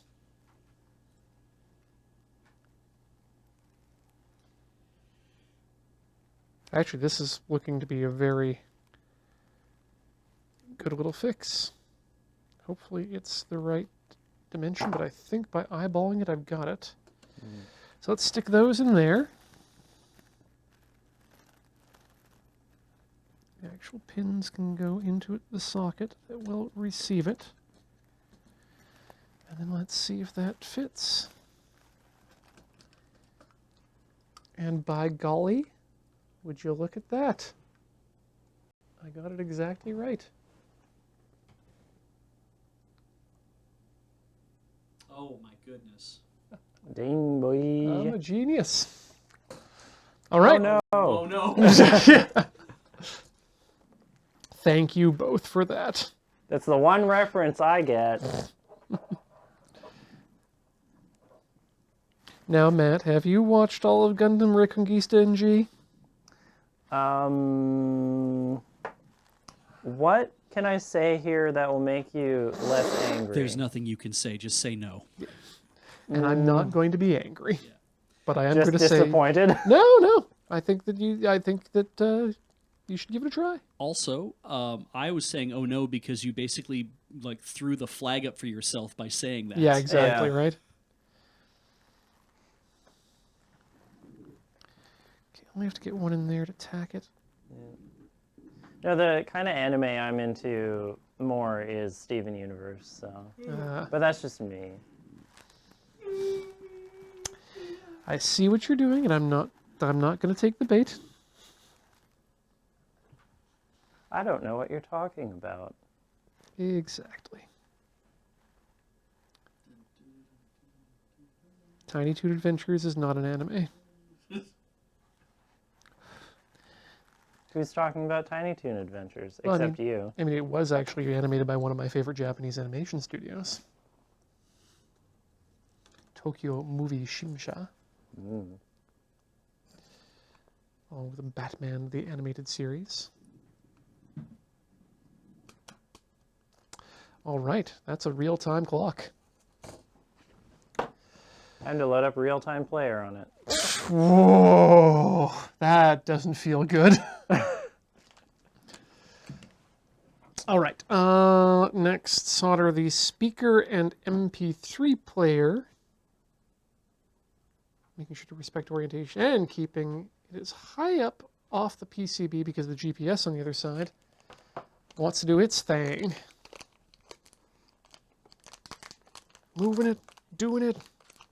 How? Would you like a stand for that iPad? No, there's not much reason at this stage of the game. It should be fine. Great. What I would like is a bit another roll of the tape, please. Oh, the colored tape? Yes. Pick a color. It doesn't matter. Whichever one you have the most of. That's a very whimsical answer, Ian. Efficiency, not whimsy. Thank you, Thing.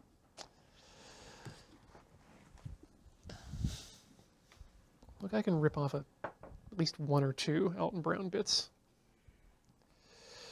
Okay, so what we want to do is, respecting its orientation, get this thing as close to off the board as possible, because the other piece needs to be as close to the board as it can get. So what I'm thinking of doing is putting a bit of folded over tape underneath there. Or actually, something like this. Does it not tell you what materials to use? It says, solder the speaker and MP3 player, making sure to respect orientation and keeping as high up off the PCB because the GPS on the other side will need to be flush with the PCB to fit properly. So no, it does not tell me what to use. Do the pictures show? Pictures or? show nothing. Oh, so great. What a good guide. As usual, you need to think for yourself. And I'm thinking with the power of some... I've rolled up a anti-static bag. That should keep things nice and springy. What we're going to do next is we're going to tape it down such that just the barest hint of pin is poking through on this side. We'll get in tight. Hang on Yeah. a second. Oh, you're going to get in tight now? Yeah. Okay. Okay, so you can see there that just the barest hint is going to be coming through. Wow, when I such tape a it down. shy set of pins. Yeah, so let's get some fresh tape there. Also, no, actually this should be fine. Sorry if I was prematurely confusing anyone there. All right. Is there correct time and place to confuse people? No, I need a longer piece. Dang it. Dang it!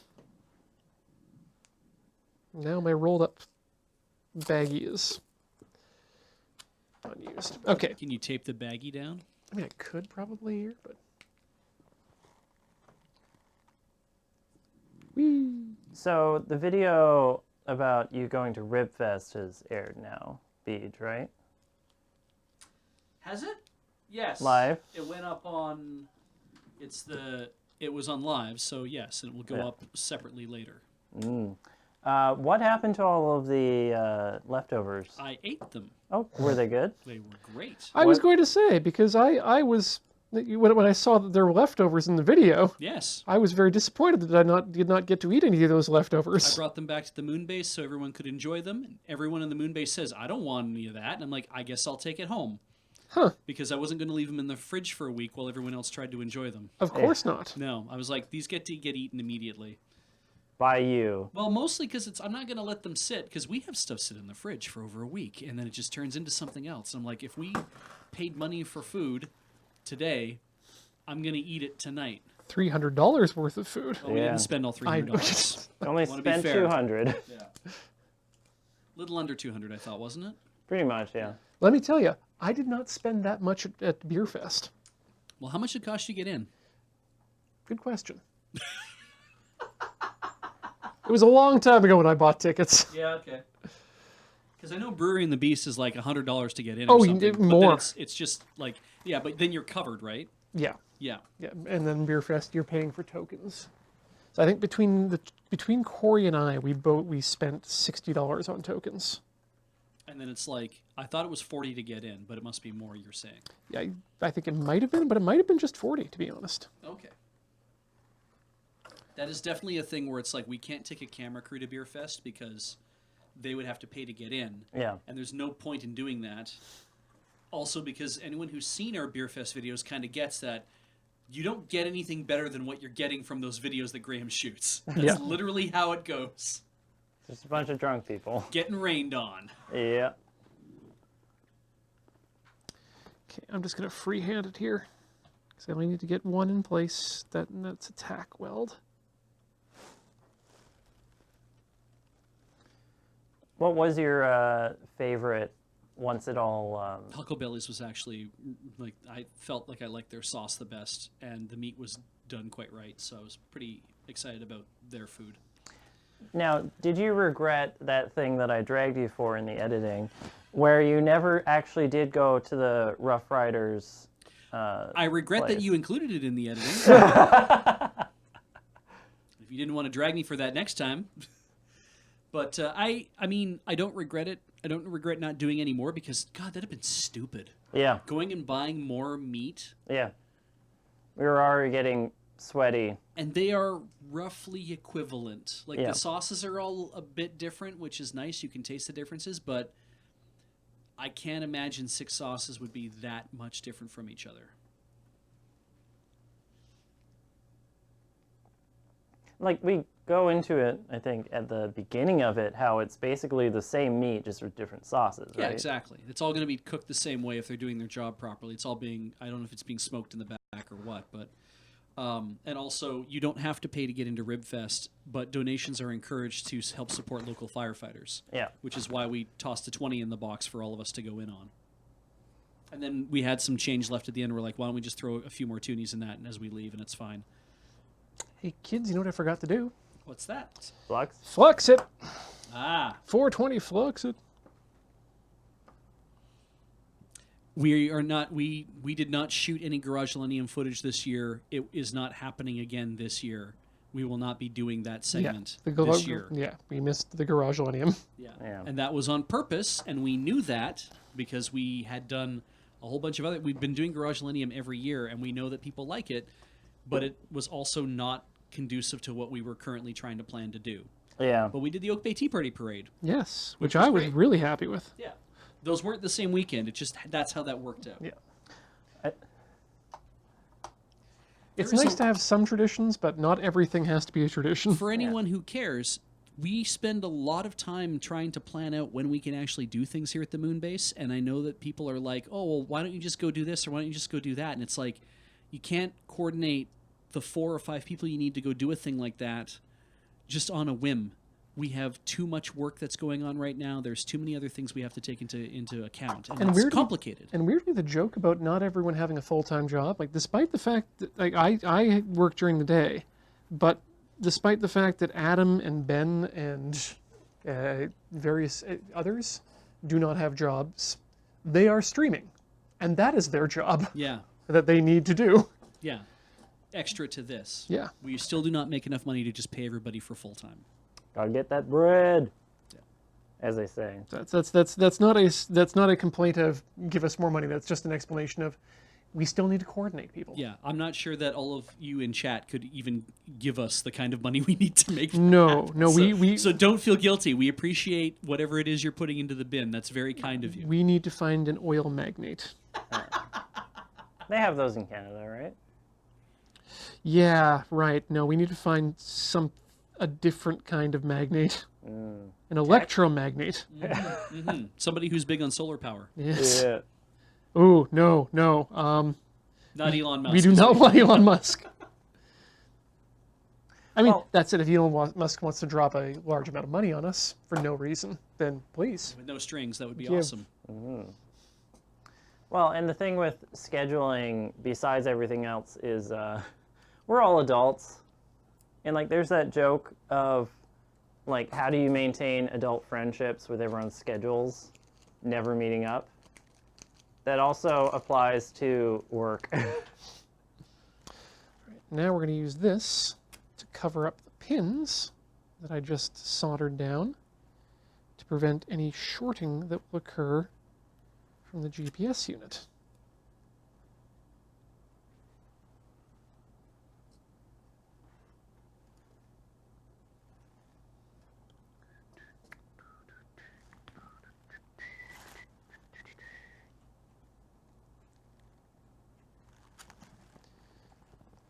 I'm getting so much good music right now.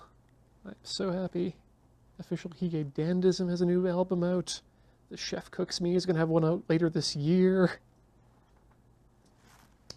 A new single from 99 Radio Service. No, go into Shoot. what you like about them specifically. Horns, happy major sounding tones, and good voices. Oh, good. Yeah. Because I don't know any of those bands. No, I wouldn't expect you to. But I do like to weirdly flex about the things that I like. I've noticed. Just hoping to get someone else interested in it. Okay. So, GPS Skylab. We need to put the VCC on that side and the RXD on that side. Does it fit? Through the hole, through holes? Oh, you know it does. Oh, ho, ho, yeah. The pins just go through. Sorry. The pins just go through. It's glorious. If only a little notorious. Flex it up because Not gonna make that mistake twice. nope. Flux makes things. It's soldering on easy mode. Yeah. And I mean, if you're gonna Swear. mess up twice, you may as well do the comedic rule of threes, right? Yeah. That's one. Oh. Come up. Got a little bit too solder happy there. You're just really excited about Skynet or whatever. Skylab. Skylab. I met an astronaut who was on Skylab when I was very young on a cruise. And it was the highlight of my vacation. Why were you on a cruise very young? Because it was a thing you did in the early 80s. Okay. Apparently back before cruising got ruined. Or so I'm told. It's weird to think that every cruise ship, I think legally, has to have a morgue on it. Yeah. Yeah, no, you're right. These people die in international waters. Yeah. Oh, that's it. That's the last, Nope, wait, the speaker. Somehow also needs to be connected. Hey, you need to hear Despacito. Yes, I do. And we don't have, no, we do have wires. I just need to grab them from the land of Dairy Queen. Which is a place just back here. I'll be right back. Don't go away. This isn't an ad thing. I'm also not, We could literally break for commercial. We could, but we're almost done. And we're almost done the show as well. Oh, all right. I mean, I saw us just blow past the... Follow him with the camera. I don't give a shit. You can't... This point. You can't contain me, Beach. Oh, I know there's some wire in here somewhere. Aha, there it is. I even unwrapped it last time. Okay, let's audio out. Yes, the audio goes out of the speaker. Oh, which one is positive and which one is negative, though? Does anyone know if there is a oh, wait, I can tell from that side. Negative is, wait. So on standard equipment with pads, if there's a square and a round pad, This is for you, chat. is the square positive or negative? And also, where do I solder that speaker to? It just says solder the GPS, solder the speaker. Well, the speaker, no matter what, will play stuff, won't it? Like if there's like two lines. Even if you reverse them, it's a mono speaker. It is, but if I remember speaker technology correctly, if you hook it up the wrong way around, you actually end up vibrating things backwards. Yeah. Okay, Will so that actually cause a problem? it has in the past for me for other speakers I've used. Just going by experience, though.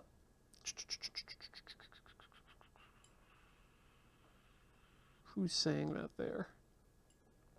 Someone mentioned, oh yeah, couldn't pick a username. Negative, if something is marked, it's the negative. Thank you. That's what I'm going to go based off of. We shouldn't need too much wire here. Probably about, A furlong of wire. yeah, exactly, 1 full metric furlong. About there, should be good. All right, let's cut that in half and then strip some wires. Yeah, it is rare. It's rare. That's good. Okay, let's get some wire out that side.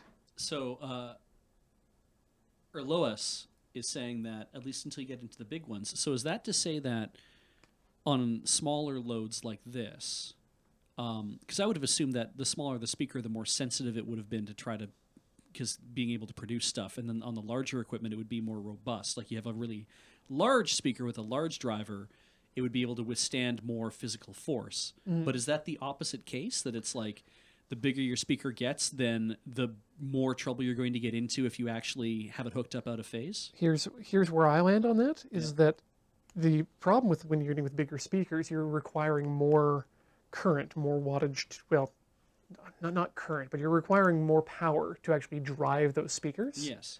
And so when you run a higher risk of damaging them at that point, the cones especially if they're going the wrong direction. But I could be completely wrong, and have been on many times. My grandfather did the wiring on the Mariner probes. He liked to say, I cut myself several times. Sure, we cleaned the stuff, but there's a chance my DNA is still orbiting the sun in 2 places. That's kind of rad, Hosk. Yeah, no kidding. I mean, it's probably been bombarded so much with cosmic rays that it's completely, unviable as DNA anymore. But Well, and they have to, they what do you call the word? They bake them too. oh yeah, That's part of the standard thing. you have to expose them to a high heat before you can let them go up in the air. Yeah, well, you've got to sterilize them, and there's a difference.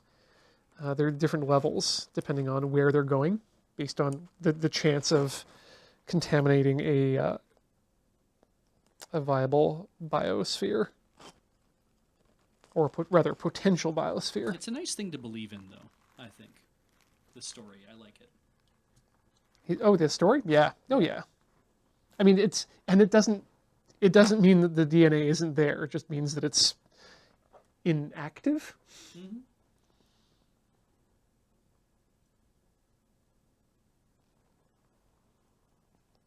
Okay, we'll get these wires one at a time.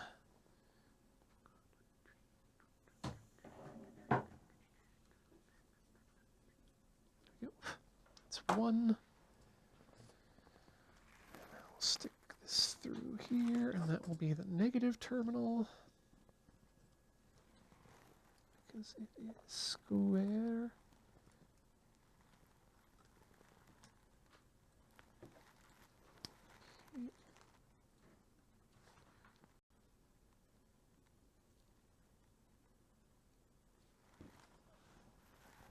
Nice, nice, nice. Let's give those a trim so they don't stick out too much.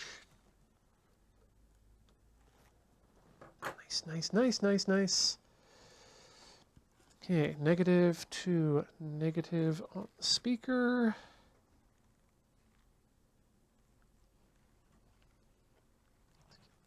There.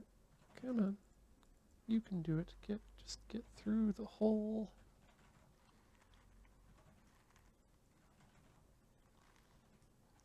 There we go.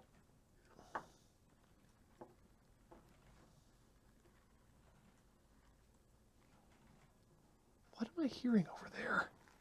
I'm just running my hand up and down the keyboard. Oh, okay, thank you. I was confused. I thought you were blogging. No. I'm making all the noise, but actually not generating any content. So I'm a streamer. Ah! Wow. Love it. All right, speaker, get real hot. There we go. That's one. Wow, that was really shitty, Ian. Was it not bold? Nope, I did not do that well at all. So just, Do it again? yeah, we'll All do right. it again.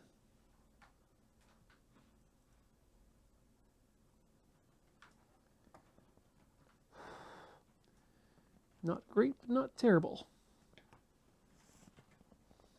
Is that what we're aiming for? Always. Christ, I had to talk on the phone today. Oh God, I'm so sorry. Yeah. Why? I mean, it happens. I had like part of my job is having to have regular calls. Mhm. So, but I realized I had 3 phone calls today. That doesn't happen normally. That was a weird experience. That was why I installed iOS 13.1 or 13 as fast as possible. To never have to talk to people ever again. Yes, the new feature that allows you to block, just straight send phone calls that have no caller ID information directly to the Shadow Realm. Oh yes, that sounds great. I love that idea. I'm on board. Yep. I wish though that they would just add SIP calling to their frickin' dialer. That would be nice too. Yeah, I'd like to be able to deal with that, but But you know, Apple seems to believe that no one actually knows how to use a computer, and it's right because no one there does. it's a phone. It's a phone. It's not a computer. It's a phone. Who even makes phone calls these days? I do. I made 3 of them today. Holy shit! You're one of those people now. I mean, to be fair, 2 of them were video calls, and one of them was and the third one was a VoIP call, so it wasn't using the plain old telephone system. But yeah. Anyway, Like, I don't expect any phone call from anyone I know unless they text me first to tell me they're phoning me, basically. oh, that's cool. Is that the new etiquette? That's kind of an interesting etiquette. Kind of is That'd the be new like etiquette. in the 1800s, writing a fucking email and saying, "I'll be calling you in a week's hence when you'll be receiving this email or receiving this message," and so be by your phone for the entire day while we negotiate the connections.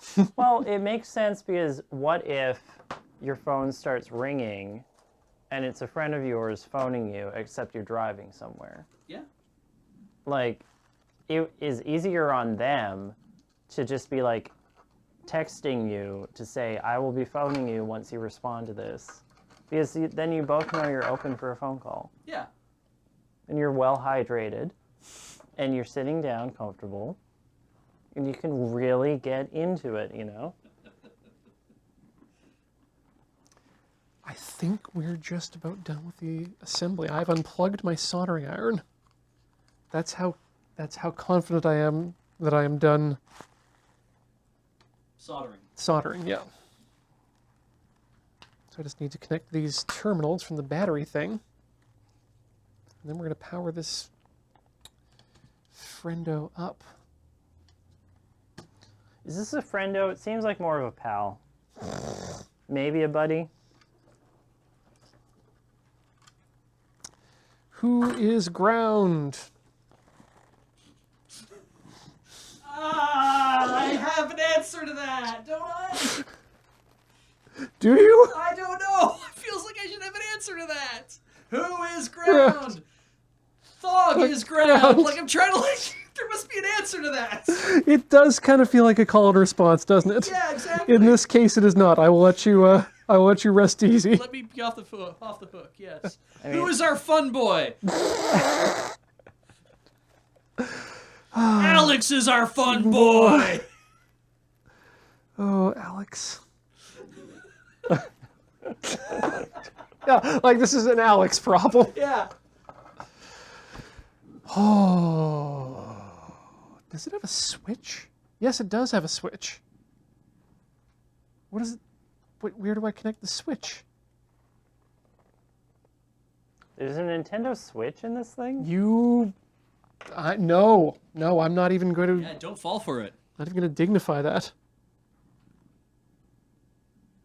Okay.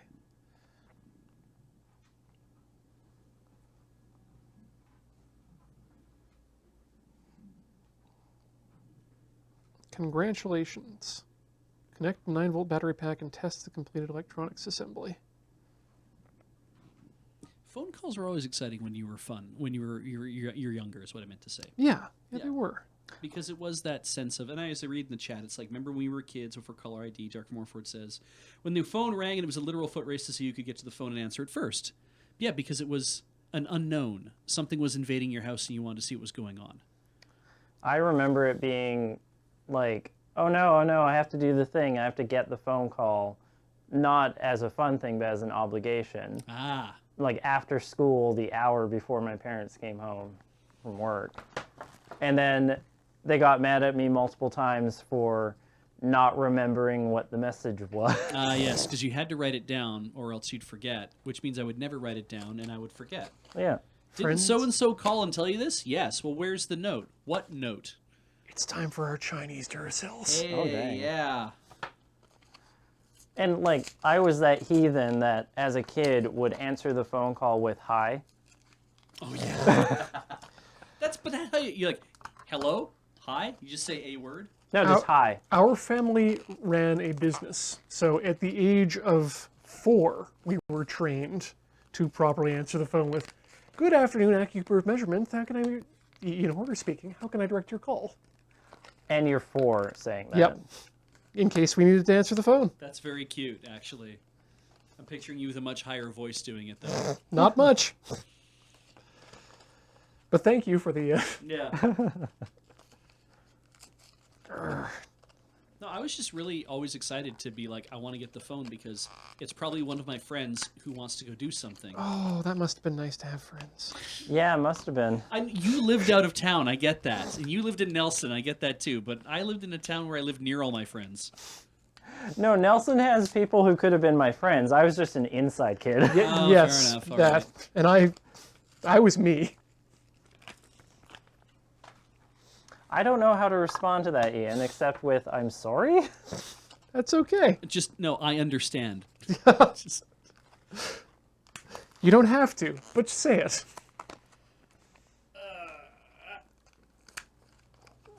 This is the worst packaging. yeah, why are you Because- having such a trouble with the Duracells? It's just really durable Show packaging. us what the issue is.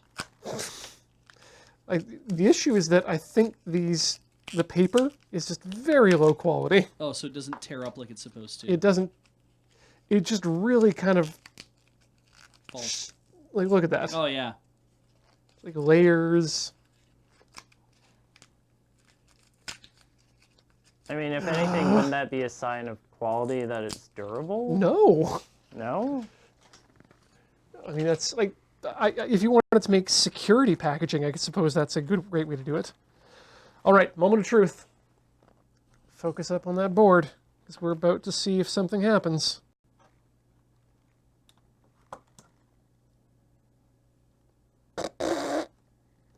Yay! You did it. Oh, Yeah, I saw the segments blink. they blinked once. And if you blink once, that means yes. I don't know if they're supposed to do anything else. Ah! So it's booting up. No, I've pushed. Ah! Okay. It might help to put the facing on so you know what buttons you're pressing. Yeah, you know what? We're going to turn that off, and we're going to start assembling the casing, I think. I feel relatively comfortable in doing so now. Whoopsie! Quick, enter the special joystick commands. Bring in Noob Saibot. Up, up, down, down. Can you play Doom on that? No. Oh. Not even spoken word Doom.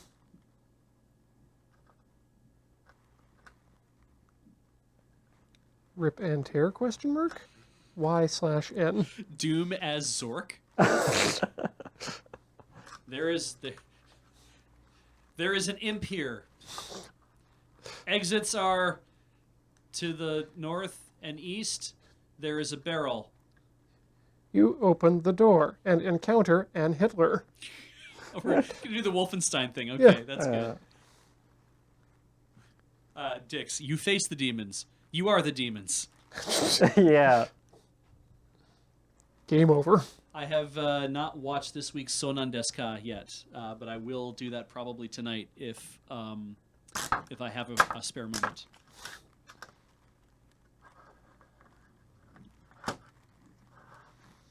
Push, push, push. The 3 pushes means that it'll stay in. I hope that you don't have to show anything on the close camera. I'll be right back. Okay.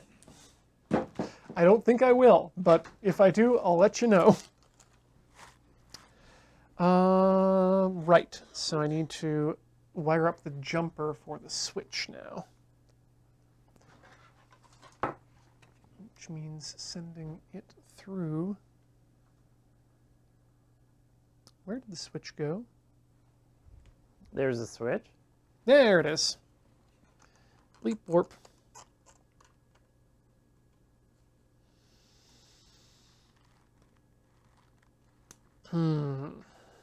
Where does that hole go to? How often do you ask that question, Ian? Not as often as I would like. TBH. Screw a jumper wire to 9-volt of blue screw terminal and then solder the other end to the available pin in the on-off rocker switch. Okay.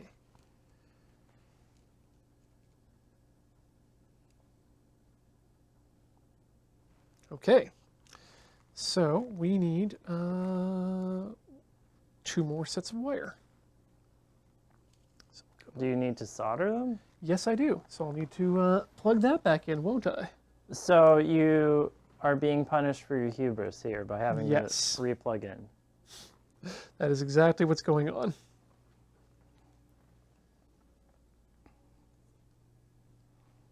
Oh, Carol and Tuesday. Pick me up to dance and pick me up again.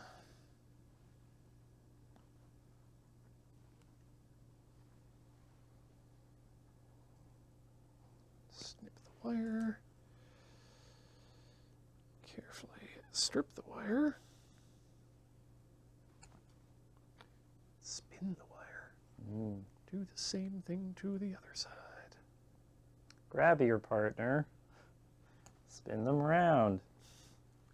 I actually might need only one of these, now that I think about it.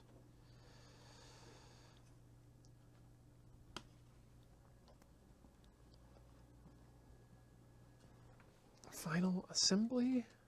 Final assembly. How much square dancing did you do in school? Very little square dancing. Same, actually. I think I did a lot more line dancing than I did square dancing.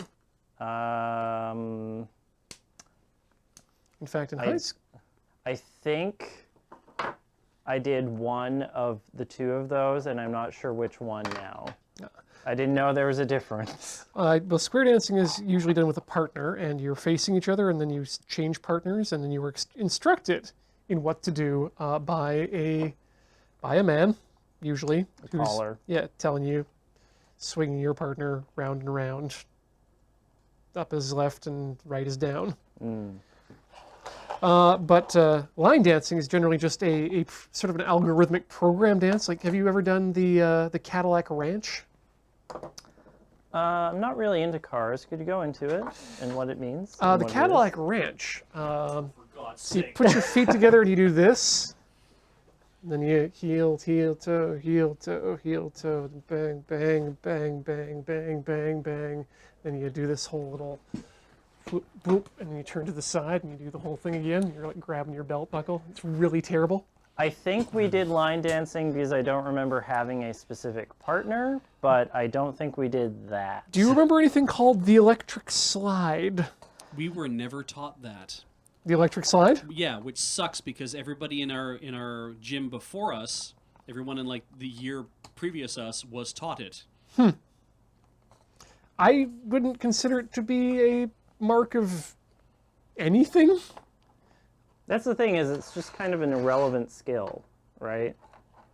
That's my feeling on the matter, but I think that teaching kids dance in gym, if you're teaching them relevant stuff to like what's going on in their lives currently, is not a bad thing. Yeah.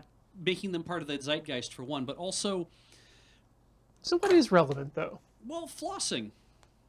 Like it is, right? Like those kind of things. Like if you can teach them hip hop or jazz dancing or something.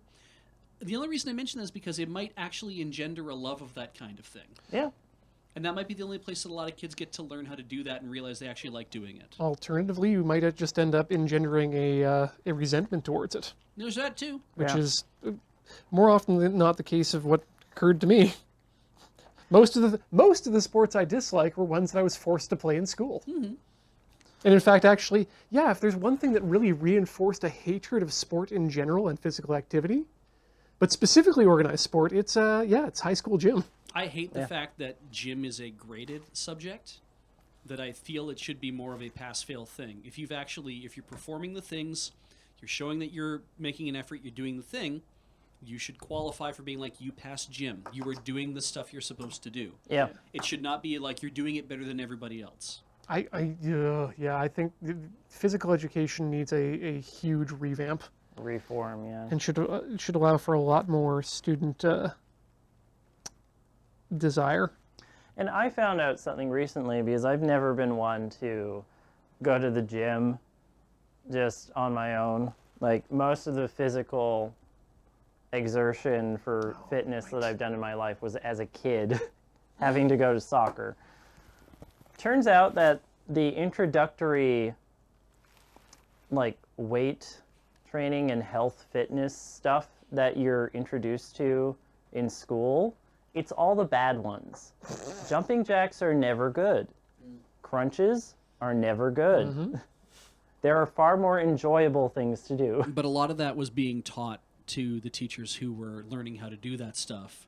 And the physical education teachers, like if they're of a certain age, they don't know that the basis of calisthenics and all that have changed a lot. Yeah, You that's know, like fair. we were being taught neck rolls and shit. Yeah. And it's like, but we're not supposed to do those anymore. And then like next year you find out, because like, yeah, Yeah, the very next year, usually. with a completely new teacher, they're like, yeah, we don't do neck rolls. We're doing this instead. We're doing shoulder shrugs. We're doing more dynamic stretches and that kind of stuff. It's like, oh, okay, interesting. Oh, isometric exercises. I like Silencio's take on this, though. I don't know why, but I just like the idea of seeing this play out on a field. Why did you throw to second base? Why the fuck shouldn't I? That scene in my head is kind of baffling. I like The it. sound of it. Yeah. Why the fuck shouldn't I?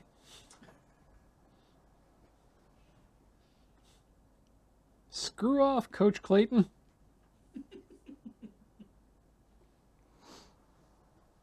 There is one sport that I actually found I do enjoy doing, and I discovered it from PE class.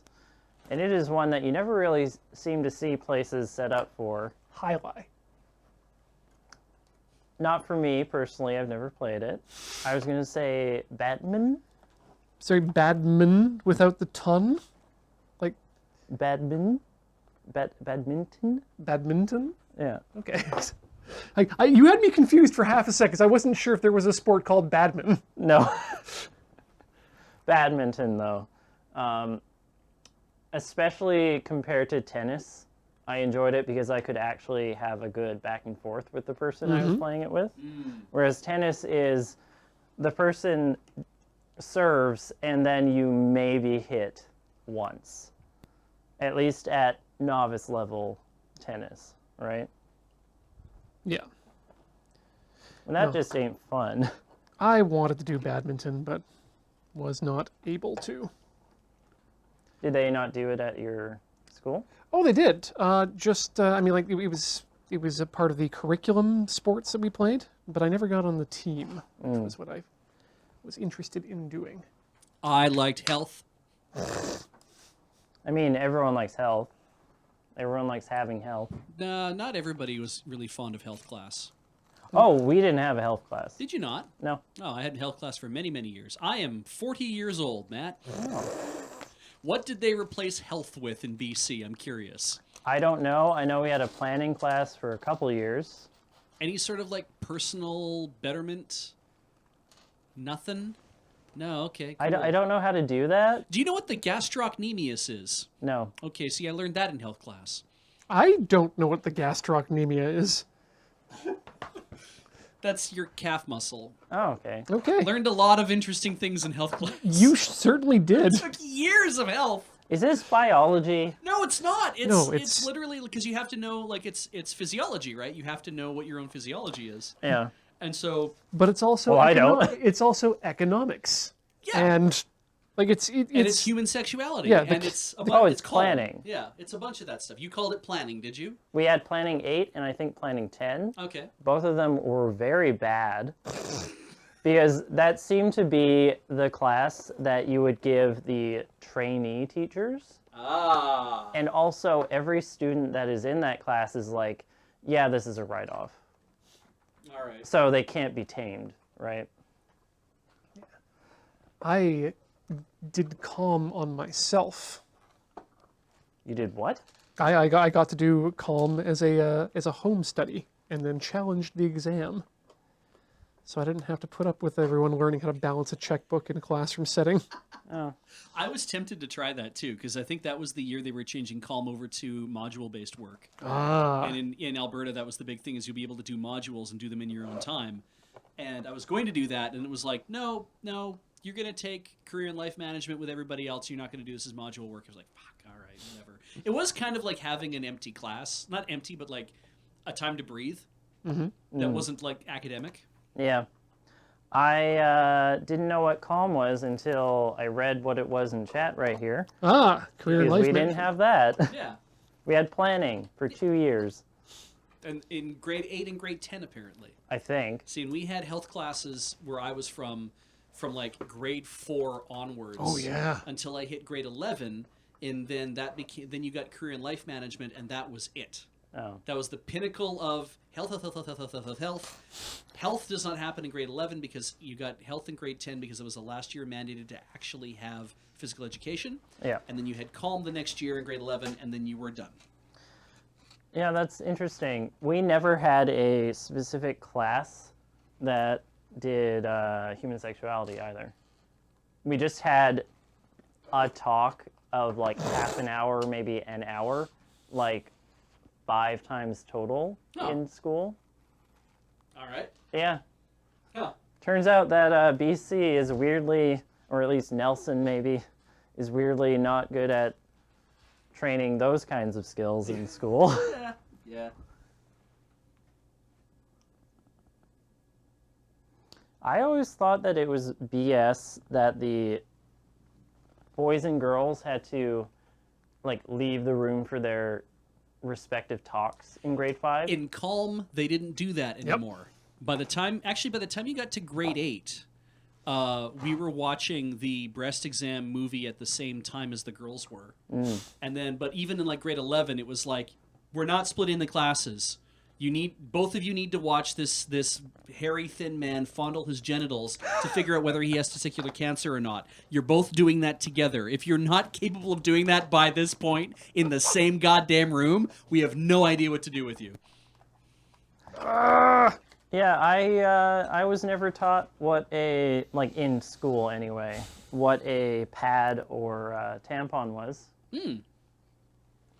I guess yeah, they kind of figure it's outside of the necessary life skill you need, which I'm like, that's weird. Knowing about it is probably just a good idea. Yeah, It eliminates the mystery and maybe the squick for some people. Half the battle. Yeah. it probably eliminates part of the separation of the genders as well. Yeah.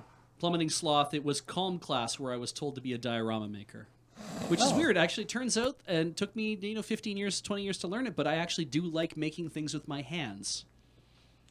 I just don't want it to be my job. Yeah, that's fair.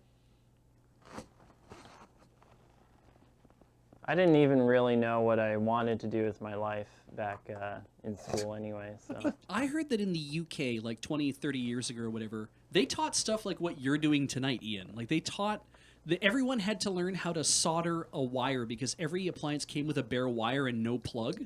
So you all had to learn at least how to do that. What a great world. It was seen as like a life skill, like a home skill.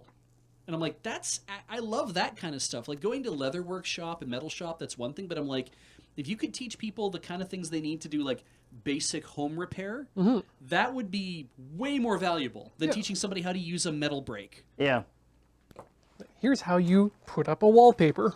Yeah. I mean, I learned that from helping my mom, but Yeah. Here's how to paint a wall. Here's how to disguise holes in walls. Yeah. You Oh, know. repair drywall. Yeah. yeah. I mean, I had 1 year where we had to do quarters in rotation of You got to play quarters in high school? no. I think it was grade 7, maybe grade 8, whereas woodworking, Yeah. metal, Yeah. creative writing, Oh, and then sewing. interesting. I still have that pair of pajama pants. Good. They don't fit Oh. the butt very well, but otherwise they're fine. Cut the butt out of those pants. Mine was in grades 7 and 8. It was industrial arts and home economics. And so if you had industrial arts 1 year, you would do leather in one half, and then you would do metal in the other half. Leather and wood were put together. So leather and wood, and then you do metal in the other one. And then the next year, you would do home economics. So if you were in grade 7, I was in home ec, but I had friends of mine who were in IA, because that's just how it worked out. Industrial arts, yeah. Yeah, so then, and the home ec side was sewing and cooking. Yep. Oh, we had cooking one time as well. I won an forget award when. for cooking. Oh, good. Yeah. What award? The highest marks in the class. Okay, good. For that year. Nice. You're cooking Congratulations. valedictorian. Yeah. Which is funny because I fucked up the macaroni and cheese. We were making homemade macaroni and cheese in our unit. Everybody else got to make box macaroni What? How do you mess up mac and cheese? because it was homemade and we were following like how you make a bechamel and stuff like that. Oh. And if you just do something out of order, you can really screw that up. And I accidentally screwed something up, and yet it was like, oh, that's still fine. I still ended up with the highest mark in the class because I was doing so well on all the other projects and tests and stuff. Yeah. Which just goes to show you can still fuck up macaroni and cheese. Not the recipe I had last night. Super simple. You did that one pot thing? Yeah, the Serious Eats one. 170 grams of macaroni or pasta of your choice. 170 grams of condensed or evaporated milk. Not condensed milk, evaporated milk. 170 grams of an easy melting cheese. Gruyere or Jack or cheddar. Put the pasta with just enough water to cover it, just enough, on your stove at high heat with a pinch of salt. Keep stirring it as it cooks. Bring it up to a boil, keep cooking it for 6 minutes more. Turn it immediately down to a low. Add the milk and the cheese. Stir until it becomes a sauce. Continue to keep stirring it the whole time, about 2 minutes more, a bit more than that, and you will have the creamiest and easiest macaroni and cheese you can ever have. At least in terms of, not ever have, but in terms of price-performance ratio. And the amount of effort it takes. And effort ratio, yes. The cripe, somebody brought up something interesting in chat and I just saw it scroll by. And now it's right. The reason we had so we were 5 different blocks, and the reason I was making homemade with my group and all the other groups got box was because it was kind of a random draw. The idea was to help everybody see this is what different boxed macaroni and cheese product is like compared to a homemade thing. And so that no one could ever say that, oh, well, Kraft mac and cheese is better, or this store brand is better, or just the straight blue generic is better, or whatever, right? So you're getting consumer consumer activism Yeah. in addition to cooking. Is basically to be like, we want you to understand that there is a set difference between all of these. You can tell, and we're going to have you all taste everything, and then you're all going to vote on which ones you like the best. Did they like yours the best? Actually, yeah, a lot of people were really like, man, that actually tastes really, really good compared to even the Kraft dinner, because that's kind of the thing that everyone uses as their standing point, which to me is weird because I'm like, I have never eaten Kraft dinner as a staple at home. I've always had Kraft Deluxe, which actually has a cheese sauce included. That was the easy macaroni and cheese. I've never seen Kraft Deluxe. It comes in a blue box. It says Deluxe on it, and it's got a big foil pouch of already made cheese sauce in it. You just basically boil the macaroni for 6 minutes and then drain it and dump in your cheese sauce. Yeah, it's like $4.50. It's not like $1. And I like Kraft dinner fine, but yeah. Now that I think about it, I don't eat Kraft dinner very often anymore. Good for you. I just instead for dinner will eat just like a pot of yogurt, like an entire one. It's like 500 milliliters of yogurt. Yep. We'll split that down the middle. I guess if it's Greek, that's got to be really heavy. Greek, yeah. Yeah, wow. Yeah, I'll fuck with a cottage cheese that way, but the yogurt has the delicious blackberry flavor in it. Yeah. Or caramel. Or flavored coconut. yogurt. I got to go home and do something with all that cauliflower I have. Is it out of control, the amount you have? We steamed an entire cauliflower in our Instant Pot, which takes like about 10, 12 minutes. Because you just basically wait until it gets up to temperature at the moment it starts to get up to full pressure, and then you just turn it off, and at that point it's already cooked at lots. And the idea was to use half of it in a thing we were doing, and instead, like, I used about a third of it because it was way too big. And now I have 2/3 of a cauliflower at home that I have not done anything with, that I cooked a night or two ago, and I'm like, I have to use it tonight. Yeah. I have to like roast it or fry it or do something with it to make it edible. Roasted would be good. Probably, yeah. Yeah. At least to dry it out a bit. Yeah. Cauliflower seems to be kind of divisive as a vegetable. People seem to not like it. Really? Or they do like it. Huh. I guess. I mean, it's the same with broccoli. Yeah. Or Brussels sprouts. Mm-hmm. It's really the brassicas. People are divided on brassicas. Yeah. Brassicaceae. There we go. Cauliflower, cheese sauce, chili, all set. Maybe I'll do something like that tonight. But what kind of cheese sauce? Oh, I don't know. I think I'll just shred a bunch of cheddar cheese and melt it over it.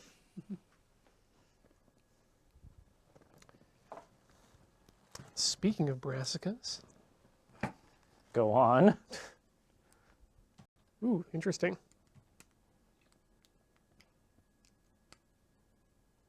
There might be something up with the solder iron, actually. Just Again? Something is actually a little off about it. Yeah. Or that might have just been a screensaver. I'm not entirely certain. You have a screensaver on... Oh my god. Strange world we live in. Yeah.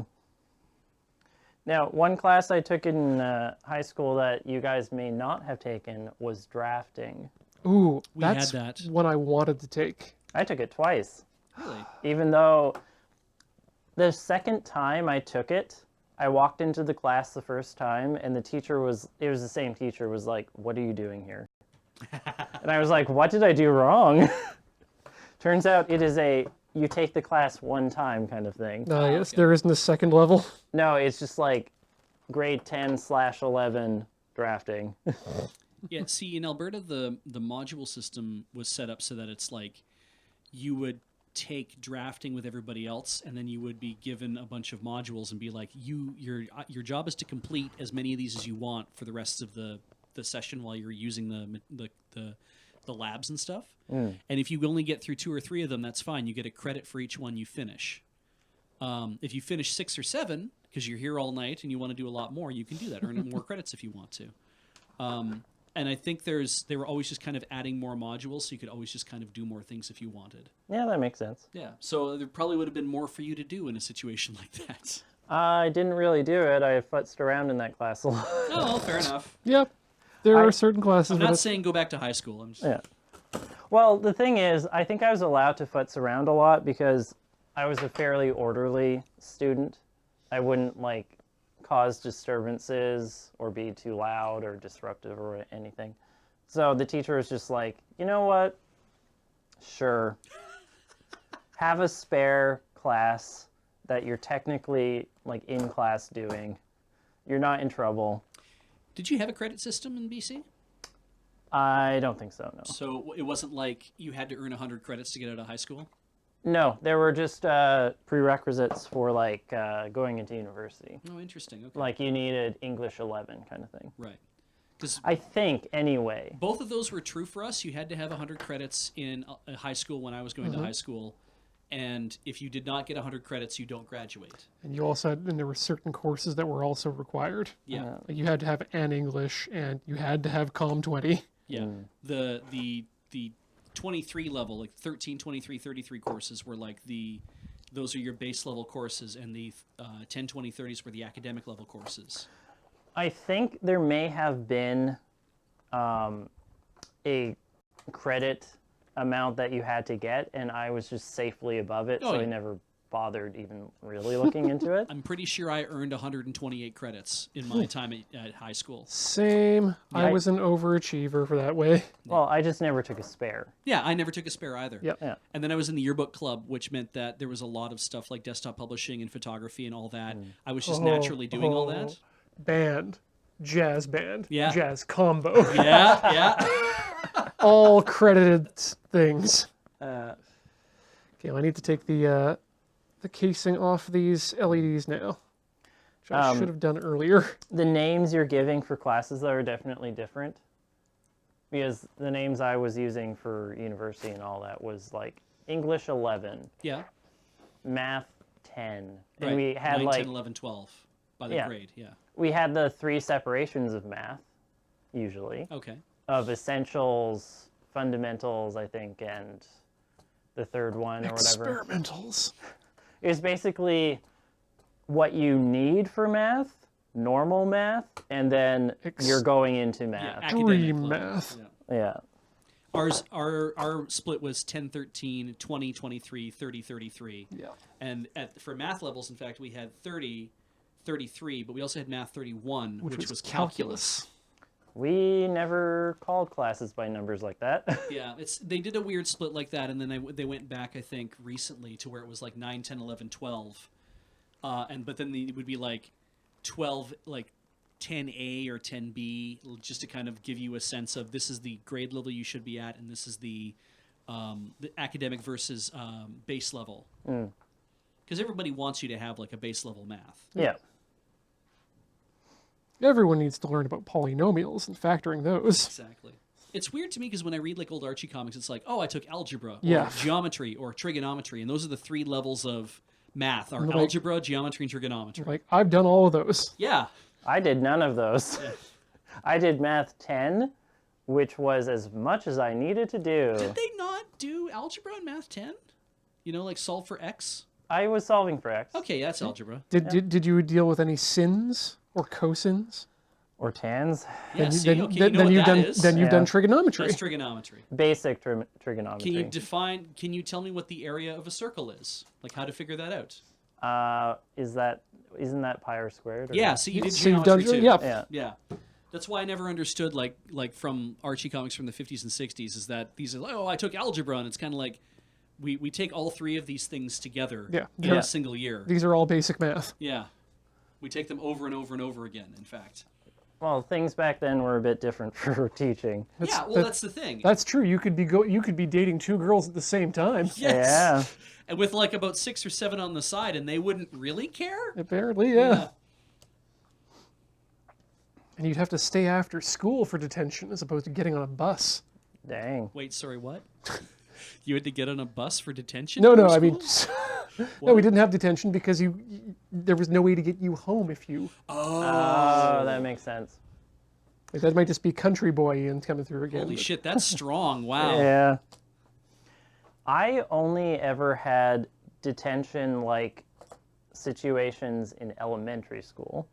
And they were, I'm staying in during lunch break and writing lines. Yep. I wrote so many lines, it messed up my handwriting for my life, That's basically. a lot of lines. Holy shit. Yep, I was an angry little boy. Okay, fair enough. Wow. I was also the one that people picked on. Ugh, yuck. Yeah. Well, one of the ones that people picked on, anyway.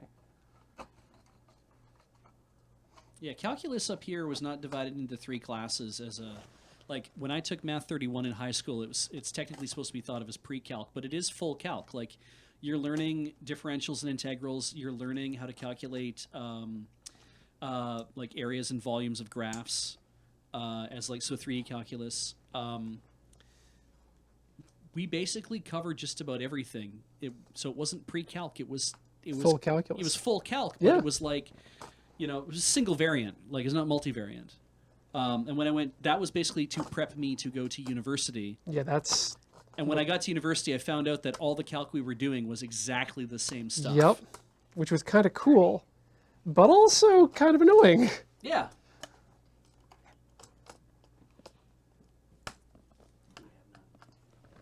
Okay, this is. Some of you were lucky enough to have IB classes, so good on you. IB? International Baccalaureate. Oh. That was not a thing available at my school and a lot of other schools. This is literally the first time I'm hearing about it. We so. had AP in our school. Oh, AP, yeah. Yeah. Yeah, oh, AP. Yeah. I would have probably taken AP if that was available to us, but in Medicine Hat, we did not have that.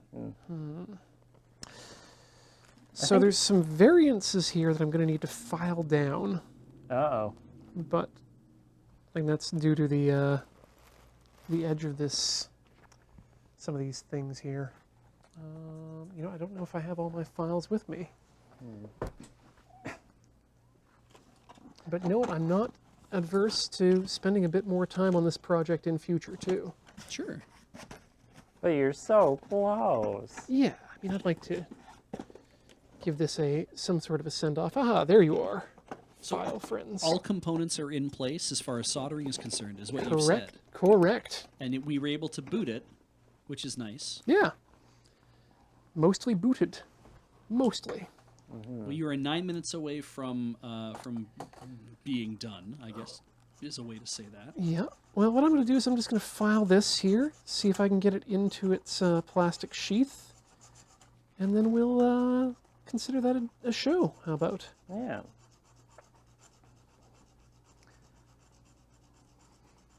It seems like your schools had so many more classes than mine. My school was 1,700 students.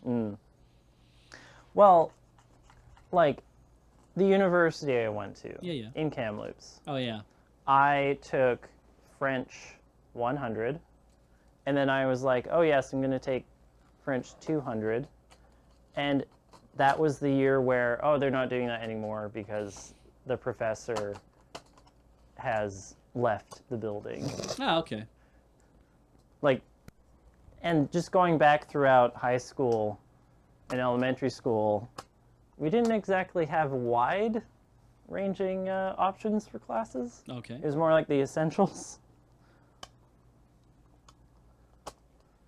I guess that's why I took art every year. Yeah. I was glad when I didn't have to take art anymore. Oh. I'm not an art guy. No. But man, do I love desktop publishing. Oh, yeah. All righty.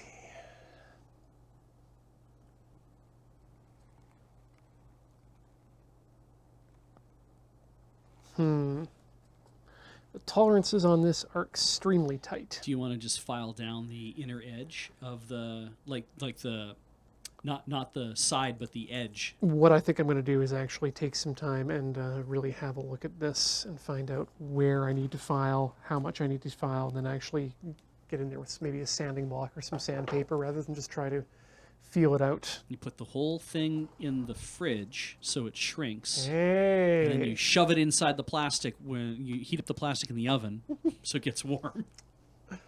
Yeah, let's melt some plastic in the oven. But I'm saying he can do this at home. Yeah. Fumigate your own place. Put it on top of your fridge where it's nice and warm. Let There it we sit go. for 12 hours to ferment. Yes, the fermenting area. Well, I think, yeah, we've managed to get ourselves to a fairly good point. I think I've got about half an episode of this left. So you know what? We'll bring this on and we'll finish it up next time on Tinker Tailor's Older Fry.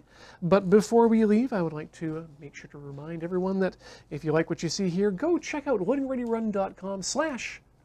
That'll give you the schedule so you can find out about all the great shows here on the network, like Talking Sim and the Friday Night Paper Fight and other shows. And hey, Beej, what's happening tomorrow? It's the pre-release for Throne of Eldraine. Holy dang. shit! Yes, if you're a fan of Magic the Gathering, and we know that you are, all of you in the chat, all 263 of you, Every one of you. McDonald's. you can you join us tomorrow at 11 a.m. Pacific to enjoy the Throne of Eldraine pre-release. The new set is coming out, and it looks exciting, and we have many people here, and you can see more details about that, I'm sure, elsewhere. I'm not going to get into it. Let's talk about the other things that are coming up, obviously, because after that, Adam's Game House is on Saturday, still playing Persona, and then on Sunday is Rhythm Cafe. You guys are still playing Songbird Symphony. Yes, we are. How is it? It's fun. It's not a rhythm game. It is more of an adventure RPG with rhythm elements, but it's entertaining. It's got birds. It's got asses. It's got kookaburras. Yay! Go on. It means I get to make an Australian accent. Oh, that's great. Tune in just for that. Yeah. And then Dice Friends, episode 7. Ooh, the penultimate. Yes, returns. That is an old thumbnail. It's the thumbnail we've been using from episode 1. It's changed significantly. So Dale will be running Kathleen, Ian, myself, and Jacob Burgess through episode 7 of Trouble in Paradise. And if you haven't been watching us play this Paranoia campaign, Ooh, boy, you're in for a treat. you should go check out the VODs on our YouTube channel, youtube.com/loadingreadylive. And there's also a bunch of reading you can do because Dale also posts the aftermaths and the intros for our characters, along with other information about what goes on in Alpha Complex at Obsidian Portal. But you can find out more of that information, I think, based on the notes for the VODs. What else? Lure MTG Tuesday. You know what? It's just the same schedule from here on out. The PPR is the big thing. Please turn into that if you really like watching us play Magic, because we'll probably be here until late at night reading all the subs for sure. And Exactly. speaking of which, I want to thank all of you out there who have been such kind supporters of Loading Ready Run. You can do that in a number of places. If you like, you can go over to patreon.com/Loading Ready Run, where you can pledge a monthly support there that automatically happens. It's great. If you enjoy automatic subtractions to your bank account, check out youtube.com/Loading Ready Run. You can become a member there as well, and I believe that is also automatic. But if you like manually subscribing to things and letting us know about it, we'd like to thank those of you who are in the Twitch chat today, especially those of you who said nothing, those of you who just chatted, and those of you who choose to show your support by doing that subscription magic here at twitch.tv/Loading Ready Run. Beej, who are our subs today? there you go. We'd like to start by thanking Mac Squizzy, who's Jesus. gone away for a while. That's happening way too fast. Been around for why? Uh-oh. We'll Okay, start again. try again. Yeah. Hello. Thank you for subscribing. Oh my God! What did I do? Hang on, we're gonna try this again. Oh, I can't wait for Paul to get mad at me. Hang on. Clear that. Come back. Press start. Nope. Uh-oh. Uh-oh. All right, how do I refresh this? Give me a second. You might have to read them off. Oh, hell, I can do that. That's not hard. I bet you can. Actually, it is hard when I haven't refreshed in like a while. Give me a second. Nope. You'll get there. Yeah, we'll get there. You'll get there. I want to see the blinking lights again. I'm going to do that while we get this ready. Whoop. Nope, that's not correct. Oh, right. It's got a switch now. Clear. Hang on. Let's just change off of this. We'll come back to this. Why can't it go back in time? Okay, I'm going to. Boop. I'm gonna. You know what? I'm gonna screw with it a bit. Boop. Uh-oh. Yeah. Tinker Tailor Tech Edition. Yeah. Boop. I think I might fake my way through this. Doop, doop, doop, dee, doop, doop, doop, doop, doop, doop, doop, doop, doop, doop, doop, doop, doop, doop, doop, doop. The lights mean it's working. Something's working. Oh, I made a 3. Oh, 2 3s. Okay, 33, 78. Okay. Something's flashing. Oh, something's done. This. What if I did this? I did that, and I said clear, and then start. There's numbers. All right, I'm going to read them off. Okay. My apologies, everybody. We are thanking Liliana Quinn for 32 months. Thank you, Liliana Quinn. Mox Hagdorm, Thank you, Mox. 2 years. on that. Nice. Scott Blackberg for 15 months. Thanks, Scott. Deep Sea Monster for a year. Thank you, Deep Sea Monster. Arborist Andrew for 4 years. Thanks, Andrew. Door-to-door hentai salesman for 30 months. Welcome to the show, Door to Door Hentai. Dr. Nick for 65 months. Hey. It's their birthday, apparently. How did they say that? Thanks, Dr. Nick. Ika Bork for 28 months. Welcome, Ika Bork. Type 1, cheer to the 100 bits. Thank you, Type 1. Richards for 72 months, which I believe is 6 years. Hey, thank you, Richards. Rev Jake Nash for 21 months. Thank you, Reverend. Jameson 920 for 56 months. Thanks, Jameson. Luke Cadoo for 6 months. Ookadoo. Herpaderpaderp Herpaderpaderp. on their 4-year anniversary. Hey, 4 years of herpaderpating. Mr. Hush for 20 months. The UFO guy for 28 months. Sound UFO guy. Mr. Nibbles for 45 months. Yum, Mr. Nibbles. Mr. Orderly Chaos for 36 months. Is there Mrs. Early Chaos? The Passerby for 31 months. See you on the other side. Applesauce for 30 months. Applesauce. Vera Phage for 54 months. Thank you, Verifage. Live Faust for 13 months. I'm not making that bargain. Kelderon TV for 7 months. Thank you, Keldron. Contingent Cat Cheers was 100 bits. Thank you, Contingent Cat. Annoying Camera Guy for 9 months. Thanks, annoying camera guy. We had a raid from Good Luck Have Fun Magic. So that Oh, was hey. Maria and... why can I... Oh, I had both names in my head and then I forgot. I'm sorry. But thank you, GLHF Magic. Thank you, Magic friends. Machtung 7 for 34 months. Actung, Mactung. I'm going to say it. Celtic Wolf for 30 months. Celty. I guess Celtic Wolf, probably. And not Kane nor Abel cheering with 250 bits. Thank you, neither Kane nor Abel. That is it for the bits and for the subs. Perfect. Well, thank you so much, everyone, for joining us today once again here on Tinker Tailor Soldier Fries. So ends this Loading Ready Run broadcast day. Ever forward, never learning. See you on the flip side.